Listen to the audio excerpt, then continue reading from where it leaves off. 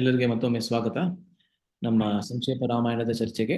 ಸಂಕ್ಷೇಪ ರಾಮಾಯಣ ಅಂದರೆ ಶ್ರೀಮದ್ ವಾಲ್ಮೀಕಿ ರಾಮಾಯಣದ ಬಾಲಕಾಂಡದ ಮೊದಲನೆಯ ಸರ್ಗ ಅಥವಾ ಅಧ್ಯಾಯ. ರಾಮಾಯಣದಲ್ಲಿ ವಿಶೇಷವಾಗಿ ವಾಲ್ಮೀಕಿ ರಾಮಾಯಣದಲ್ಲಿ ಪ್ರತಿಯೊಂದು ಅಧ್ಯಾಯಕ್ಕೂ ಸರ್ಗ ಅಂತ ಕರೀತಾರೆ. ಸೊ ಮೊದಲನೇ ಸರ್ಗ, ಇದರಲ್ಲಿ ನಾರದರು ಮತ್ತೆ ವಾಲ್ಮೀಕಿ, ನಾರದರ ಶಿಷ್ಯರಾದಂತಹ ವಾಲ್ಮೀಕಿ ಇವರಿಬ್ಬರ ನಡುವೆ ನಡೆದಂತಹ ಸಂವಾದ ಈ ಮೊದಲನೇ ಅಧ್ಯಾಯದಲ್ಲಿದೆ. ಈ ಅಧ್ಯಾಯದಲ್ಲಿ ನಾರದರು ಸಮಸ್ತವಾದ ರಾಮಾಯಣವನ್ನ ಸಂಕ್ಷೇಪವಾಗಿ ಅಂದ್ರೆ ಸಂಕ್ಷಿಪ್ತವಾಗಿ ವಾಲ್ಮೀಕಿ ಮುನಿಗಳಿಗೆ ತಿಳಿಸ್ಕೊಡ್ತಾರೆ.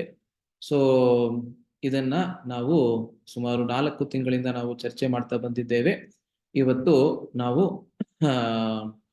ಕಿಷ್ಕಿಂಧ ಕಾಂಡದ ಚರ್ಚೆಯನ್ನ ಮುಂದುವರಿಸ್ತಾ ಇದ್ದೇವೆ. ಇಲ್ಲಿವರೆಗೆ ಬಾಲಕಾಂಡ, ಅಯೋಧ್ಯಕಾಂಡ, ಆರಣ್ಯಕಾಂಡ ಈ 3 ಕಾಂಡಗಳನ್ನ ಸಂಕ್ಷಿಪ್ತವಾಗಿ ನಮಗೆ ಆದಷ್ಟು ಚರ್ಚೆಯನ್ನ ಮಾಡಿ ಇವತ್ತು ನಾವು ಕಿಷ್ಕಿಂಧ ಕಾಂಡದ ಪ್ರಸಂಗವನ್ನ ಮುಂದುವರಿಸ್ತಾ ಇದ್ದೇವೆ. ಕಿಷ್ಕಿಂಧ ಕಾಂಡದಲ್ಲಿ ಬಹಳ ಮುಖ್ಯವಾದಂತಹ ಪ್ರಸಂಗ ಯಾವುದು ಅಂತ ಹೇಳಿದ್ರೆ, ರಾಮ ಮತ್ತೆ ಸುಗ್ರೀವರ ನಡುವೆ ನಡೆದಂತಹ ಮೈತ್ರಿ ಅಥವಾ ಗೆಳೆತನ ಅಲ್ಲ. ಸೊ ಅದನ್ನ ಇವತ್ತು ನಾವು ದೀರ್ಘವಾಗಿ ನಾವು ಅನುಭವಿಸ್ತೀವಿ. ಮತ್ತೆ ಅದಾದ ಮೇಲೆ ಸುಗ್ರೀವ ಹೇಗೆ ರಾಮನಿಗೆ ತನ್ನ ಕಥೆಯನ್ನ ಹೇಳ್ಕೊಡ್ತಾನೆ ಅದನ್ನು ಕೂಡ ನಾವು ನೋಡ್ತೇವೆ. ಕಳೆದ ಬಾರಿ ನಾವು ರಾಮ ಮತ್ತೆ ಆಂಜನೇಯ ಅಂದ್ರೆ ಹನುಮಂತ ಇವರಿಬ್ಬರ ನಡುವೆ ನಡೆದಂತಹ ಪ್ರಥಮ ಭೇಟಿ, ಪ್ರಥಮ ಸಂದರ್ಶನದ ಬಗ್ಗೆ ನಾವು ಚರ್ಚೆ ಮಾಡಿದ್ವಿ. ಅದಾದ್ಮೇಲೆ ಸುಗ್ರೀವನ ಜೊತೆಗೆ ಹೇಗೆ ಮೈತ್ರಿ ಏರ್ಪಟ್ಟಿತು ಅಂತ ನಾವು ನೋಡಿದ್ವಿ. ಇವತ್ತು ನಿಜವಾಗ್ಲೂ ಆ ಮೈತ್ರಿಯನ್ನ ಹೇಗೆ ಅವರಿಬ್ಬರು ಸ್ಥಾಪಿಸ್ತಾರೆ, ಅವರಿಬ್ಬರ ನಡುವೆ ಹೇಗೆ ಅದು ಬಿಗಿಯಾಗಿ ನಿಲ್ಲತ್ತೆ ಅನ್ನೋದನ್ನ ನಾವು ಇವತ್ತು ನೋಡ್ತೇವೆ. ಆಯ್ತಾ? ಸೊ ನನ್ನ ಸ್ಕ್ರೀನ್ ಅನ್ನ ಶೇರ್ ಮಾಡ್ಕೊತಾ ಇದ್ದೇನೆ.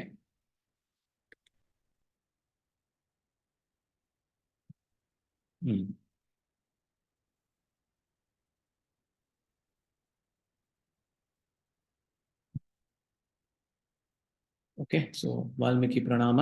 ಪೂಜಂತಂ ರಾಮ ರಾಮೇತಿ ಮಧುರಂ ಮಧುರಾಕ್ಷರಂ ಆರುಹ್ಯ ಕವಿತಾ ಶಾಖಾಂ ವಂದೇ ವಾಲ್ಮೀಕಿ ಕೋಕಿಲಂ. ವಾಲ್ಮೀಕೇರ್ಮುನಿಸಿಂಹಸ್ಯ ಕವಿತಾವನಚಾರಿಣಃ ಶೃಣ್ವನ್ ರಾಮಕಥಾನಾದಂ ಕೋ ನ ಯಾತಿ ಪರಾಂ ಗತಿಂ. ಯಃ ಪಿಬನ್ ಸತತಂ ರಾಮ ಚರಿತಾಮೃತಸಾಗರಂ ಅತೃಪ್ತಸ್ಥಂ ಮುನಿಂ ವಂದೇ ಪ್ರಾಚೇತಃ ಸಮಕಲ್ಮಷಂ.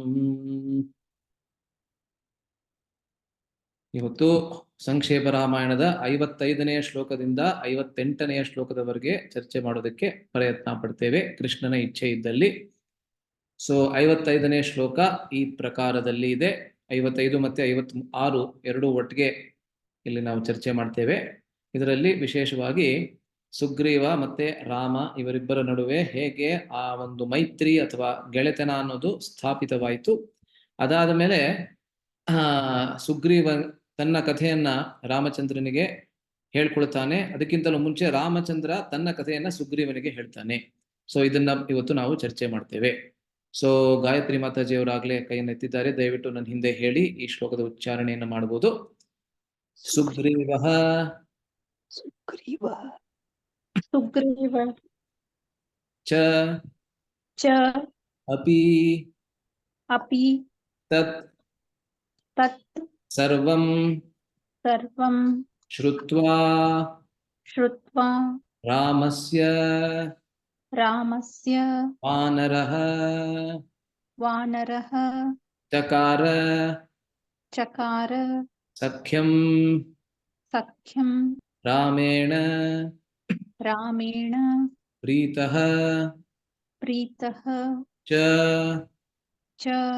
ಏವ ಅಗ್ನಿಸಾಕ್ಷಿಕಂ ತತಃ ವಾನರರಾಜೇನ ವೈರ ಅನುಕಥನಂ ಪ್ರತಿ ರಾಮಾಯ ಆವೇದಿತಂ ಸರ್ವಂ ಪ್ರಣಯಾತ್ ದುಃಖಿತೇನ ಚ ಸುಗ್ರೀವಶ್ಚಾಪಿ ತತ್ಸರ್ವಂ ಸುಗ್ರೀವಶ್ಚಾಪಿ ತತ್ಸರ್ವಂ ಶ್ರುತ್ವಾ ರಾಮಸ್ಯ ವಾನರಃ श्रुत्वा रामस्य वानरः चकार सख्यं रामेण चकार सख्यं रामेण प्रीतश्चैवाग्निसाक्षिकम् प्रीतश्चैवाग्निसाक्षिकम् ततो वानरराजेन ततो वानरराजेन वैरानुकथनं प्रति वैरानुकथनं प्रति रामायावेदितं सर्वं रामाय वेदितं सर्वं प्रणयाद्दुःखितेन च प्रणयात् दुःखितेन च सुग्रीवश्चापि तत्सर्वं सुग्रीवश्चापि तत् सर्वं श्रुत्वा रामस्य वानरः श्रुत्वा रामस्य वानरः चकार सख्यं रामेण चकार सख्यं रामेण प्रीतश्चैवाग्निसाक्षिकम् प्रीतश्चैवाग्निसाक्षिकम् ततो वानरराजेन ततो वानरराजेन वैरानुकथनं प्रति वैरानुकथनं प्रति रामायावेदितं सर्वं रामाय वेदितं सर्वं प्रणयाद्दुःखितेन च प्रणयात् दुःखितेन च हरे कृष्ण ಧನ್ಯವಾದಗಳು ಮಾತಾಜಿ, ಧನ್ಯವಾದಗಳು. ಭಾನು ಮಾತಾಜಿ ಅವರು ಉಚ್ಚಾರಣೆ ಮಾಡ್ತೀರಾ? ಹಾ, ಹರೇ ಕೃಷ್ಣ ಪ್ರಭು. ಹೇಳಿ ಮಾತಾಜಿ. ಸುಗ್ರೀವಶ್ಚಾಪಿ ತತ್ಸರ್ವಂ ಶ್ರುತ್ವಾ ರಾಮಸ್ಯ ವಾನರಃ ಚಕಾರ ಸಖ್ಯಂ ರಾಮೇಣ ಪ್ರೀತಶ್ಚೈವಾಗ್ನಿಸಾಕ್ಷಿಕಂ ತತೋ ವಾನರರಾಜೇನ ವೈರಾನುಕಥನಂ ಪ್ರತಿ ರಾಮಾಯ ವೇದಿತಂ ಸರ್ವಂ ಪ್ರಣಯ ದುಃಖಿತೇನ ಚ. ಹರೇ ಕೃಷ್ಣ ಪ್ರಭು. ಧನ್ಯವಾದಗಳು ಮಾತಾಜಿ. ಯಾರು ಪ್ರಭು ಯಾರಾದ್ರು ಒಂದ್ಸತಿ ಅವರು ಮಾಡ್ಬಿಡ್ತೀರಾ? ಹರೇ ಕೃಷ್ಣ ಪ್ರಭುಜಿ. ಚಂದ್ರಮೌಳಿ ಅವರು. ಸುಗ್ರೀವಾಸ್ಯಪಿ ತತ್ಸರ್ವಂ ಶ್ರುತ್ವಾ ರಾಮಸ್ಯ ವಾನರಃ ಚಕಾರ ಸಖ್ಯಂ ರಾಮೇಣ ಪ್ರೀತಶ್ಚೈವಾಗ್ನಿಸಾಕ್ಷಿಕಂ ತತೋ ವಾನರರಾಜೇನ ವೈರಾನೋ ಕಥನಂ ಪ್ರತಿ ರಾಮಾಯ ವೇದಿತಂ ಸರ್ವಂ ಪ್ರಣಯ ದುಃಖಿತೇನ ಚ. ಹರೇ ಧನ್ಯವಾದಗಳು ಚಂದ್ರಮೌಳಿ ಅವ್ರಿಗೆ. ಸೊ ಇವಾಗ ನಾವು ನೋಡ್ತಾ ಇದ್ದೇವೆ, ಕಳೆದ ಬಾರಿ ನಾವು ನೋಡಿದ್ವಿ ಯಾವಾಗ ರಾಮಚಂದ್ರನನ್ನ ಹನುಮಂತ ಸುಗ್ರೀವನ ಬಳಿ ಕರ್ಕೊಂಡು ಬರ್ತಾನೆ. ಯಾಕಂದ್ರೆ ಸುಗ್ರೀವನಿಗೆ ಸ್ವಲ್ಪ ಸಂಶಯವಿರುತ್ತೆ, ರಾಮ ಮತ್ತೆ ಲಕ್ಷ್ಮಣ ಇಬ್ಬರು ವಾಲಿಯಿಂದ ಕಳುಹಿಸಲ್ಪಟ್ಟಿದ್ದಾರೆ. ಏನಕ್ಕೆ ಅಂದ್ರೆ ನನ್ನ ವಧೆಗೋಸ್ಕರ. ಯಾಕೆಂದ್ರೆ ವಾಲಿ ಆಗಾಗ ತನ್ನ ಗುಪ್ತಚರರನ್ನ ಕಳಿಸ್ತಾ ಇದ್ದ, ಯಾಕಂದ್ರೆ ಅವನು ಅಲ್ಲಿಗೆ ಬರಕ್ಕೆ ಆಗ್ತಾ ಇರ್ಲಿಲ್ಲ.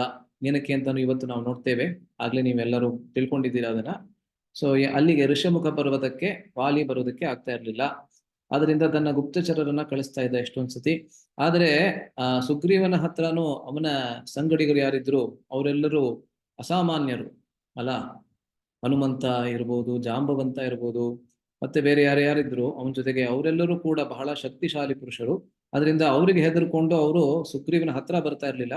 ಆದ್ರೆ ತಗೊಂಡೋಗಿ ವಾಪಸ್ಸು ವಾಲಿ ಹತ್ರ ಎಲ್ಲ ಒಪ್ಪಿಸ್ತಾ ಇದ್ರು. ಸುಗ್ರೀವ ಇನ್ನೂ ಅಲ್ಲೇ ಇದ್ದಾನೆ, ಆ ಪರ್ವತವನ್ನ ಬಿಟ್ಟು ಹೋಗ್ತಾ ಇಲ್ಲ, ನಿಮ್ಮ ಭಯದಿಂದ ಅವನು ಪರ್ವತವನ್ನ ಬಿಟ್ಟು ಹೋಗ್ತಾ ಇಲ್ಲ, ಪರ್ವತವನ್ನ ಬಿಟ್ಟು ಹೋದ್ರೆ ಖಂಡಿತವಾಗ್ಲೂ ನಾನು ಸತ್ತೋಗ್ತೀನಿ ಅಂತ ಭಯದಿಂದ ಅವನು ಅಲ್ಲೇ ಇದ್ದಾನೆ ಅಂತ ಎಲ್ಲ ತಗೊಂಡೋಗಿ ವರದಿನ ಒಪ್ಪಿಸ್ತಾ ಇದ್ರು ವಾಲಿ ಹತ್ರ ಇವರೆಲ್ಲರೂ. ಸೊ ಆವಾಗ ಹನುಮಂತ ಯಾವಾಗ ಸುಗ್ರೀವನಿಗೆ ಖಚಿತಪಡಿಸ್ತಾನೆ, ಇವರಿಬ್ಬರು ವಾಲಿಯಿಂದ ಕಳುಹಿಸಲ್ಪಟ್ಟಿಲ್ಲ, ಆದರೆ ಇವರು ಅಯೋಧ್ಯೆಯಿಂದ ಬಂದಿದ್ದಾರೆ, ತಮ್ಮ ಮಡದಿಯಾದಂತಹ ಸೀತೆಯ ಅನ್ವೇಷಣೆಯಿಂದ ಅವರು ಬಂದಿದ್ದಾರೆ ಅಂತ. ಆವಾಗ ಸುಗ್ರೀವನ ಹತ್ರ ರಾಮಚಂದ್ರ ಯಾವುದೇ ಮುಚ್ಚುಮರೆ ಇಲ್ಲದೆ ಎಲ್ಲವನ್ನ ಹೇಳ್ತಾನೆ ಅನ್ನೋದನ್ನ ನಾವು ಕಳೆದ ಬಾರಿ ನಾವು ನೋಡಿದ್ವಿ ಅಲ್ಲ. ರಾಮಚಂದ್ರ ಯಾವಾಗ ಸುಗ್ರೀವನ ಹತ್ರ ಬರ್ತಾನೆ, ಸುಗ್ರೀವನಿಗೆ ನಮಸ್ಕಾರಗಳನ್ನ ಸಲ್ಲಿಸಿ, ಅದಾದ ಮೇಲೆ ಆ ಪ್ರಾಣಿಯಾದಂತಹ ಸುಗ್ರೀವನಿಗೆ, ಪ್ರಾಣಿಯವನು ಅಲ್ಲ, ಪ್ರಾಣಿ ಅಂದ್ರೆ ಒಂದು ಕೋತಿಗೆ ವಂಶದಕ್ಕೆ, ವಾನರ ವಂಶಕ್ಕೆ ಸೇರಿದಂತವನು. ಸೊ ಅವನಿಗೆ ಎಲ್ಲವನ್ನು ಒಪ್ಪಿಸ್ತಾನೆ, ಎಲ್ಲವನ್ನ ಹೇಳ್ಬಿಡ್ತಾನೆ ಯಾವುದೇ ಮುಚ್ಚುಮರೆ ಇಲ್ಲದೆ. ಸೊ ಅದನ್ನೆಲ್ಲ ಸುಗ್ರೀವ ಕೇಳಿದ ಅನ್ನೋದನ್ನ ಇಲ್ಲಿ ನಾವು ನೋಡ್ತಾ ಇದ್ದೇವೆ. ಹೀಗೆ ಈ ಶ್ಲೋಕ ಶುರು ಆಗ್ತಾ ಇದೆ. ತತ್ಸರ್ವಂ ಶುತ್ವ ಅಂದ್ರೆ ಕೇಳಿ ಆದ ಮೇಲೆ, ಸುಗ್ರೀವ ಮಹಾರಾಜನಾದಂತ ಸುಗ್ರೀವ. ಇವಾಗ ಏನಕ್ಕೆ ಮಹಾರಾಜ, ಇನ್ನು ಮಹಾರಾಜ ಆಗಿಲ್ಲ ಅವನು, ಆದ್ರೂ ಅವನನ್ನ ಮಹಾರಾಜ ಅಂತ ಕರಿತೀವಿ ಅಲ್ಲ. ಸೊ ನೀವು ಶ್ರೀ ವೈಷ್ಣವ ಸಂಪ್ರದಾಯದಲ್ಲಿ ನೋಡಿದ್ರೆ ಸುಗ್ರೀವನನ್ನ ತಮಿಳು ಭಾಷೆಯಲ್ಲಿ ಮಹಾರಾಜರ್ ಅಂತ ಕರೀತಾರೆ ಅಲ್ಲ. ರಾಮನಿಗೆ ಚಕ್ರವರ್ತಿ ತಿರುಮಗನ್ ಅದೇ ರೀತಿ ಹನುಮಂತನಿಗೆ ತಿರುವಡಿ, ಅಂದ್ರೆ ಯಾವಾಗಲೂ ರಾಮಚಂದ್ರನ ಪಾದದ ಅಡಿಯಲ್ಲಿ ಯಾವಾಗಲೂ ಇರ್ತಾನೆ ಹನುಮಂತ ಅಂತ ಅವನಿಗೆ ತಿರುವಡಿ. ಆ ರೀತಿ ಬೇರೆ ಬೇರೆಯವರಿಗೆ ಬೇರೆ ಬೇರೆ ಹೆಸರುಗಳಿದೆ. ಸೊ ಮಹಾರಾಜ ಅಂದ್ರೆ ಅವನಿನ್ನೂ ರಾಜ ಆಗೋದಕ್ಕಿಂತ ಮುಂಚೆ ಕೂಡ ಅವನಿಗೆ ಮಹಾರಾಜ ಅಂತ ಕರೀತಾರೆ. ಏನಕ್ಕೆ ಅನ್ನೋದನ್ನ ಇವತ್ತು ನಾವು ನೋಡ್ತೇವೆ. ಸೊ ಸುಗ್ರೀವ, ಮಹಾರಾಜನಾದಂತಹ ಸುಗ್ರೀವ ಅದೆಲ್ಲವನ್ನ ಕೇಳಿ ರಾಮಸ್ಯ ತದ್ ಸರ್ವಂ ಶ್ರುತ್ವ, ಅಂದ್ರೆ ರಾಮಸ್ಯ ವಚನ, ರಾಮನ ವಚನವನ್ನ ಎಲ್ಲವನ್ನ ಕೇಳಿ ವಾನರನಾದಂತಹ ಸುಗ್ರೀವನು ತೇನ ರಾಮೇಣ ಸಖ್ಯಂ ಚಕಾರ, ರಾಮನ ಜೊತೆಗೆ ಸಖ್ಯವನ್ನ ಸ್ಥಾಪಿಸಿಕೊಂಡನು. ಸಖ್ಯ ಅಂದ್ರೆ ಗೆಳೆತನವನ್ನ ಸ್ಥಾಪಿಸಿಕೊಂಡನು. ಹೇಗೆ ಅಂತ ಹೇಳಿದ್ರೆ ಅಗ್ನಿಸಾಕ್ಷಿಕಂ. ಅಗ್ನಿಸಾಕ್ಷಿಕಂ ಅಂದ್ರೆ ಒಂದು ಬೆಂಕಿಯ ಮುಂದೆ, ಅಂದ್ರೆ ಒಂದು ಅಗ್ನಿಕುಂಡದ ಮುಂದೆ ಅಂತ ಹೇಳ್ಬೋದು. ಅಲ್ಲಿ ಕುಂಡ ಅಲ್ಲ ಇತ್ತು ಏನೋ ಗೊತ್ತಿಲ್ಲ ನಮ್ಗೆ, ಯಾಕೆಂದ್ರೆ ಅದು ಕಿಷ್ಕಿಂಧ ವಾನರರು ಅಲ್ಲಿ ಬಾಳ್ತಾ ಇದ್ದಂತಹ ಪ್ರದೇಶ. ಅದರಿಂದ ಅಗ್ನಿಯನ್ನ ಸಾಕ್ಷಿಯಾಗಿ ಹೊಂದಿಕೊಂಡು ಅಗ್ನಿಯ ಮುಂದೆ ಅವರು ಒಂದು ತಮ್ಮ ಸಖ್ಯವನ್ನ ಸ್ಥಾಪಿಸಿಕೊಂಡರು. ಮತ್ತೆ ಇದನ್ನ ಮಾಡೋದಕ್ಕೆ ಸುಗ್ರೀವನಿಗೆ ಬಹಳ ಸಂತೋಷವಾಯಿತು ಅಂತ ತೋರಿಸೋದಕ್ಕೆ ಪ್ರೀತಃ ಅಂದ್ರೆ ಏನು, ಸುಗ್ರೀವನಿಗೆ ಬಹಳ ಸಂತೋಷ ಆಯಿತು ರಾಮನ ಜೊತೆಯಲ್ಲಿ ಆ ರೀತಿಯಾದಂತಹ ಸಖ್ಯವನ್ನ ಸ್ಥಾಪಿಸಿಕೊಳ್ಳುವುದಕ್ಕೆ ಅವನಿಗೆ ಬಹಳ ಸಂತೋಷವಾಯಿತು. ತತಃ ಅದಾದ ಮೇಲೆ ವಾನರ ರಾಜೇನ ವೈರಾನು ಕಥನಂ ಪ್ರತಿ, ವಾನರ ರಾಜ ಅಂತ ಮತ್ತೆ ಇಲ್ಲಿ ಬರ್ತಾ ಇದೆ ನೋಡಿ ಅಲ್ಲ. ಸೊ ನಾವೇನ್ ಹೇಳ್ತೀವೋ ಸಾಮಾನ್ಯವಾಗಿ ಪ್ರಮಾಣ ಸಹಿತವಾಗಿ ಹೇಳಬೇಕು ಅನ್ನೋದಕ್ಕೆ ಇದು ಒಂದು ಉದಾಹರಣೆ. ಸೊ ನಾನು ಹೇಳಿದೆ ಇವಾಗ ಶ್ರೀ ವೈಷ್ಣವ ಸಂಪ್ರದಾಯದಲ್ಲಿ ಸುಗ್ರೀವ ರಾಜ ಆಗೋದಕ್ಕಿಂತ ಮುಂಚೆ ಕೂಡ, ಅಂದ್ರೆ ವಾಲಿಯ ವಧೆಗೆ ಮುಂಚೆ ಕೂಡ ಅವನನ್ನ ರಾಜ ಅಂತಾನೆ ಕರೀತಾರೆ, ಮಹಾರಾಜ ಅಂತಾನೆ ಕರೀತಾರೆ. ಹೇಗೆ ಅಂತ ಹೇಳಿದ್ರೆ ವಾಲ್ಮೀಕಿ ರಾಮಾಯಣದಲ್ಲಿ ಆ ರೀತಿ ಇದೆ. ಇಲ್ಲಿ ನೋಡಿ, ಇನ್ನು ವಾಲಿಯ ವಧೆ ಆಗೇ ಇಲ್ಲ ಸಂಕ್ಷೇಪ ರಾಮಾಯಣದಲ್ಲಿ, ಆದ್ರೂ ಕೂಡ ವಾನರ ರಾಜೇನ ಅಂದ್ರೆ ವಾನರರ ರಾಜನಾದಂತಹ ಸುಗ್ರೀವನಿಂದ ತನ್ನ ಕಥೆ ಹೇಳಲ್ಪಟ್ಟಿತು ಅಂತ ಇಲ್ಲಿ. ವೈರಾನು ಕಥನಂ, ಯಾವ ರೀತಿಯಾದಂತಹ ಕಥೆ ಅಂದ್ರೆ ಅವನ ಮತ್ತೆ ವಾಲಿಯ ನಡುವೆ ಇದ್ದಂತಹ ವೈರತ್ವದ ಕಥೆ ಏನಿತ್ತು ಅದನ್ನ ಸುಗ್ರೀವ ರಾಮಚಂದ್ರನಿಗೆ ಹೇಳಿಕೊಂಡ. ಸೊ ರಾಮಚಂದ್ರ ಯಾವುದೇ ಮುಚ್ಚು ಮರೆಯಿಲ್ಲದೆ ಎಲ್ಲವನ್ನ ಹೇಳ್ಕೊತಾನೆ. ಅದೇ ರೀತಿ ಆ ಸಖ್ಯವನ್ನ ಸ್ಥಾಪಿಸಿದ ನಂತರ ನೋಡಿ, ಇಲ್ಲಿ ಇದು ಬಹಳ ಮುಖ್ಯವಾದಂತಹ ಒಂದು ಅಂಶ. ರಾಮಚಂದ್ರನಿಗೆ ತನ್ನ ಕಥೆಯನ್ನ ಹೇಳೋದಕ್ಕೆ ಆ ರೀತಿಯಾದಂತಹ ಅಗ್ನಿಯನ್ನ ಸಾಕ್ಷಿಯಾಗಿಟ್ಕೊಂಡು ಹೇಳೋದಕ್ಕೆ ಯಾವುದೇ ಅವಶ್ಯಕತೆ ಬರಲಿಲ್ಲ. ಆದ್ರೆ ಸುಗ್ರೀವ ತನ್ನ ಕಥೆಯನ್ನ ರಾಮಚಂದ್ರನಿಗೆ ಆ ಸಖ್ಯದ ಸ್ಥಾಪನೆಯ ನಂತರ ಮಾತ್ರ ಅವನು ಹೇಳ್ಕೊತಾನೆ. ಅದು ಮುಖ್ಯವಾದಂತ ಅಂಶ. ಏನಕ್ಕೆ ಅನ್ನೋದನ್ನ ಮುಂದಕ್ಕೆ ನಾವು ನೋಡ್ತೇವೆ. ನೋಡಿ, ಒಂದೊಂದು ಅಂಶ ಕೂಡ ಬಹಳ ಮುಖ್ಯ. ಅದಕ್ಕೆ ಸಾಕಷ್ಟು ಕಾರಣಗಳನ್ನ ಪ್ರಮಾಣ ಜೊತೆಗೆ ಸಪ್ರಮಾಣವಾಗಿ ನಮ್ಮ ಆಚಾರ್ಯರು ಕೊಟ್ಟಿದ್ದಾರೆ. ಸೊ ರಾಮಾಯ ಆವೇದಿತಂ ಸರ್ವಂ, ರಾಮನಿಗೆ ಎಲ್ಲವನ್ನ ಹೇಳ್ಕೊಂಡ, ತನ್ನ ಮತ್ತೆ ವಾಲಿಯ ನಡುವೆ ಇದ್ದಂತಹ ವೈರತ್ವದ ಕಥೆಯನ್ನ. ಮತ್ತು ಇನ್ಯಾವ ಕಥೆಯನ್ನ ಅಂತ ಹೇಳಿದ್ರೆ ಪ್ರಣಯ ಅಂದ್ರೆ ಏನು? ಪ್ರಣಯ ಅಂದ್ರೆ ಇಂಗ್ಲಿಷ್ ನಲ್ಲಿ ಹೇಳ್ಬೇಕಂದ್ರೆ ಲವ್, ರೊಮ್ಯಾನ್ಸ್ ಏನು ಹೇಳ್ತಿಲ್ಲ ಆ ರೀತಿ ಅಲ್ಲ. ಸೊ ಒಂದೊಂದ್ಸತಿ ಹಾಸ್ಯಪ್ರದವಾಗಿ ವೈದಿಕ ವಂಶದಲ್ಲಿ ಹೇಳ್ತಾರೆ, ಯಾರು ಚಿಕ್ಕ ವಯಸ್ಸಿನಲ್ಲೇನೆ ವೈದಿಕ ಅಧ್ಯಯನವನ್ನ ಮಾಡೋದಕ್ಕೆ ಹೋಗ್ತಾರಲ್ಲ ಅಂಥವ್ರಿಗೆ ದೊಡ್ಡವರು ಹೇಳ್ತಾರೆ ಏನಂದ್ರೆ, ಆ ಪ್ರಣಯ ಓದೋದ್ರ ಬಗ್ಗೆ, ಪ್ರಣಯದ ಬಗ್ಗೆ ಓದೋದನ್ನ ಬಿಟ್ಟು ಪ್ರಣವದ ಬಗ್ಗೆ ಓದೋಕ್ಕೆ ಬಂದಿದ್ಯಲ್ಲಯ್ಯ ಅಂತ ಹೇಳ್ತಾರೆ ಅಲ್ಲ. ಪ್ರಣಯದ ಬಗ್ಗೆ ಓದುವಂತ ವಯಸ್ಸೋದು ಚಿಕ್ಕ ವಯಸ್ಸು, ಇನ್ನು 20ನ ವಯಸ್ಸು 30ನ ವಯಸ್ಸು. ಆದ್ರೆ ನೀವು ಪ್ರಣವದ ಬಗ್ಗೆ, ಪ್ರಣವ ಅಂದ್ರೆ ಏನು? ಓಂಕಾರ ಅಲ್ಲ. ನಮ್ಮ ಎಲ್ಲ ವೈದಿಕ ವಾಂಗ್ಮಯ ಅಥವಾ ವೈದಿಕ ಗ್ರಂಥಗಳು ಶುರು ಆಗುವಂತಹದ್ದು ಓಂಕಾರದಿಂದ. ಅದರಿಂದ ಆ ರೀತಿ ಒಂದು ಹಾಸ್ಯಪ್ರದವಾಗಿ ಹೇಳ್ತಾರೆ. ಸೊ ಪ್ರಣಯ ಅದಂದ್ರೆ ಏನು? ಅವನ ಮತ್ತೆ ಅವನ ಹೆಂಡತಿ, ಸುಗ್ರೀವನ ಹೆಂಡತಿ ಹೆಸರೇನು? ಯಾರು ಹೇಳ್ತೀರಾ? ಲಾಸ್ಟ್ ಟೈಮ್ ನಾವು ಹೇಳಿದ್ವಿ ನಿಮ್ಗೆಲ್ಲರೂ. ರುಮಾ ಅಲ್ಲ, ಕನ್ನಡದಲ್ಲಿ ರುಮೆ ಅಲ್ಲ. ಸೊ ರುಮೆ ಆಮೇಲೆ ಸುಗ್ರೀವ, ಅವರಿಬ್ಬರ ನಡುವೆ ಹೇಗೆ ಇದು ಸೆಪರೇಷನ್ ಅಂದ್ರೆ ಅವರಿಬ್ರು ಹೇಗೆ ಬೇರೆ ಆದ್ರು, ಯಾರ ಕಾರಣದಿಂದ? ವಾಲಿಯ ಕಾರಣದಿಂದ. ಸೊ ಯಾವಾಗ ಸುಗ್ರೀವನನ್ನ ವಾಲಿ ತನ್ನ ಸಾಮ್ರಾಜ್ಯದಿಂದ ಆಚೆ ಕಳಿಸ್ತಾನೆ, ಅವನ ಹೆಂಡತಿಯನ್ನ ಕೂಡ ಅವನ ಕೈಲಿ ಅವನ ಜೊತೆ ಕಳಿಸೋದಿಲ್ಲ. ನಿನ್ನ ಹೆಂಡತಿ ಇವಾಗ ಇನ್ಮೇಲಿಂದ ನನ್ನವಳು, ನಾನು ಅವಳನ್ನ ಭೋಗ ಮಾಡಬೇಕು ಅಂತ ಹೇಳಿ ಅವಳನ್ನ ಇಟ್ಕೊಂಡ್ ಬಿಡ್ತಾನೆ ತನ್ನ ಜೊತೆಗೆ. ಸೊ ಮುಂದಕ್ಕೆ ರಾಮಚಂದ್ರ ಇದೆಲ್ಲವನ್ನ ಹೇಳಿ ಇದೆಲ್ಲವನ್ನ ಪ್ರಮಾಣವಾಗಿ ಕೊಟ್ಟು ಏನಕ್ಕೆ ನಾನು ವಾಲಿಯನ್ನ ಕೊಂದೆ ಅನ್ನೋದನ್ನ ಮುಂದಕ್ಕೆ ಹೇಳ್ತಾನೆ. ಅದನ್ನ ಬಗ್ಗೆ ನಾವು ಯಾವಾಗ್ಲಾರು ಚರ್ಚೆ ಮಾಡ್ಬೋದು. ಆದ್ರೆ ಈ ಶ್ಲೋಕದ ಅರ್ಥ ಇಷ್ಟೇನೆ, ಏನಂದ್ರೆ ಸುಗ್ರೀವ ಎಲ್ಲವನ್ನ ರಾಮಚಂದ್ರ ಏನ್ ಹೇಳ್ದ ಅದನ್ನೆಲ್ಲ ಕೇಳ್ದ. ಅದಾದ್ಮೇಲೆ ರಾಮಚಂದ್ರನ ಜೊತೆಗೆ ಸಖ್ಯವನ್ನ ಸ್ಥಾಪಿಸಿಕೊಂಡ.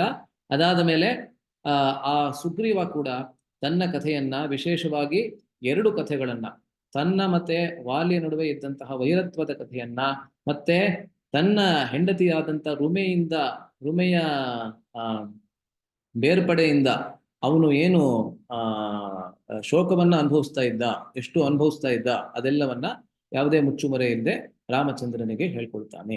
ಅದನ್ನ ಇಲ್ಲಿ ನಾವು ನೋಡ್ಬೋದು. ಸೊ ಯಾರಾದ್ರೂ ಅನುವಾದವನ್ನ ಓದ್ಬಿಡ್ತೀರಾ? ನಾವು ಆಮೇಲೆ ವ್ಯಾಖ್ಯಾನವನ್ನ ಚರ್ಚೆ ಮಾಡ್ಬೋದು. ಹರೇ ಕೃಷ್ಣ ಪ್ರಭುಜಿ. ಓದ್ಲಾ ಪ್ರಭುಜಿ? ಓದಿ ಮಾತಾಡಿ. ಅನುವಾದ.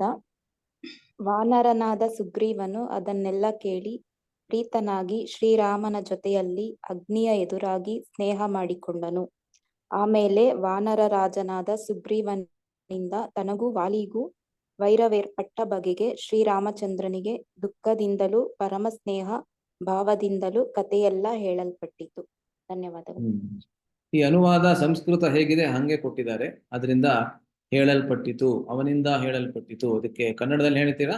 ಕರ್ತರಿ ಕರ್ಮಣಿ ಪ್ರಯೋಗ ಅಲ್ಲ, ಸಂಸ್ಕೃತದಲ್ಲಿ ಕರ್ತರಿ ಕರ್ಮಣಿ ಪ್ರಯೋಗ ಅಂತ ಹೇಳ್ತಾರೆ. ಕನ್ನಡದಲ್ಲಿ ಆಕ್ಟಿವ್ ವಾಯ್ಸ್ ಮತ್ತೆ ಪ್ಯಾಸಿವ್ ವಾಯ್ಸ್ ಏನ್ ಹೇಳ್ತಾರೆ ಕನ್ನಡದಲ್ಲಿ? ಯಾರಾದ್ರೂ ಹೇಳ್ತೀರಾ?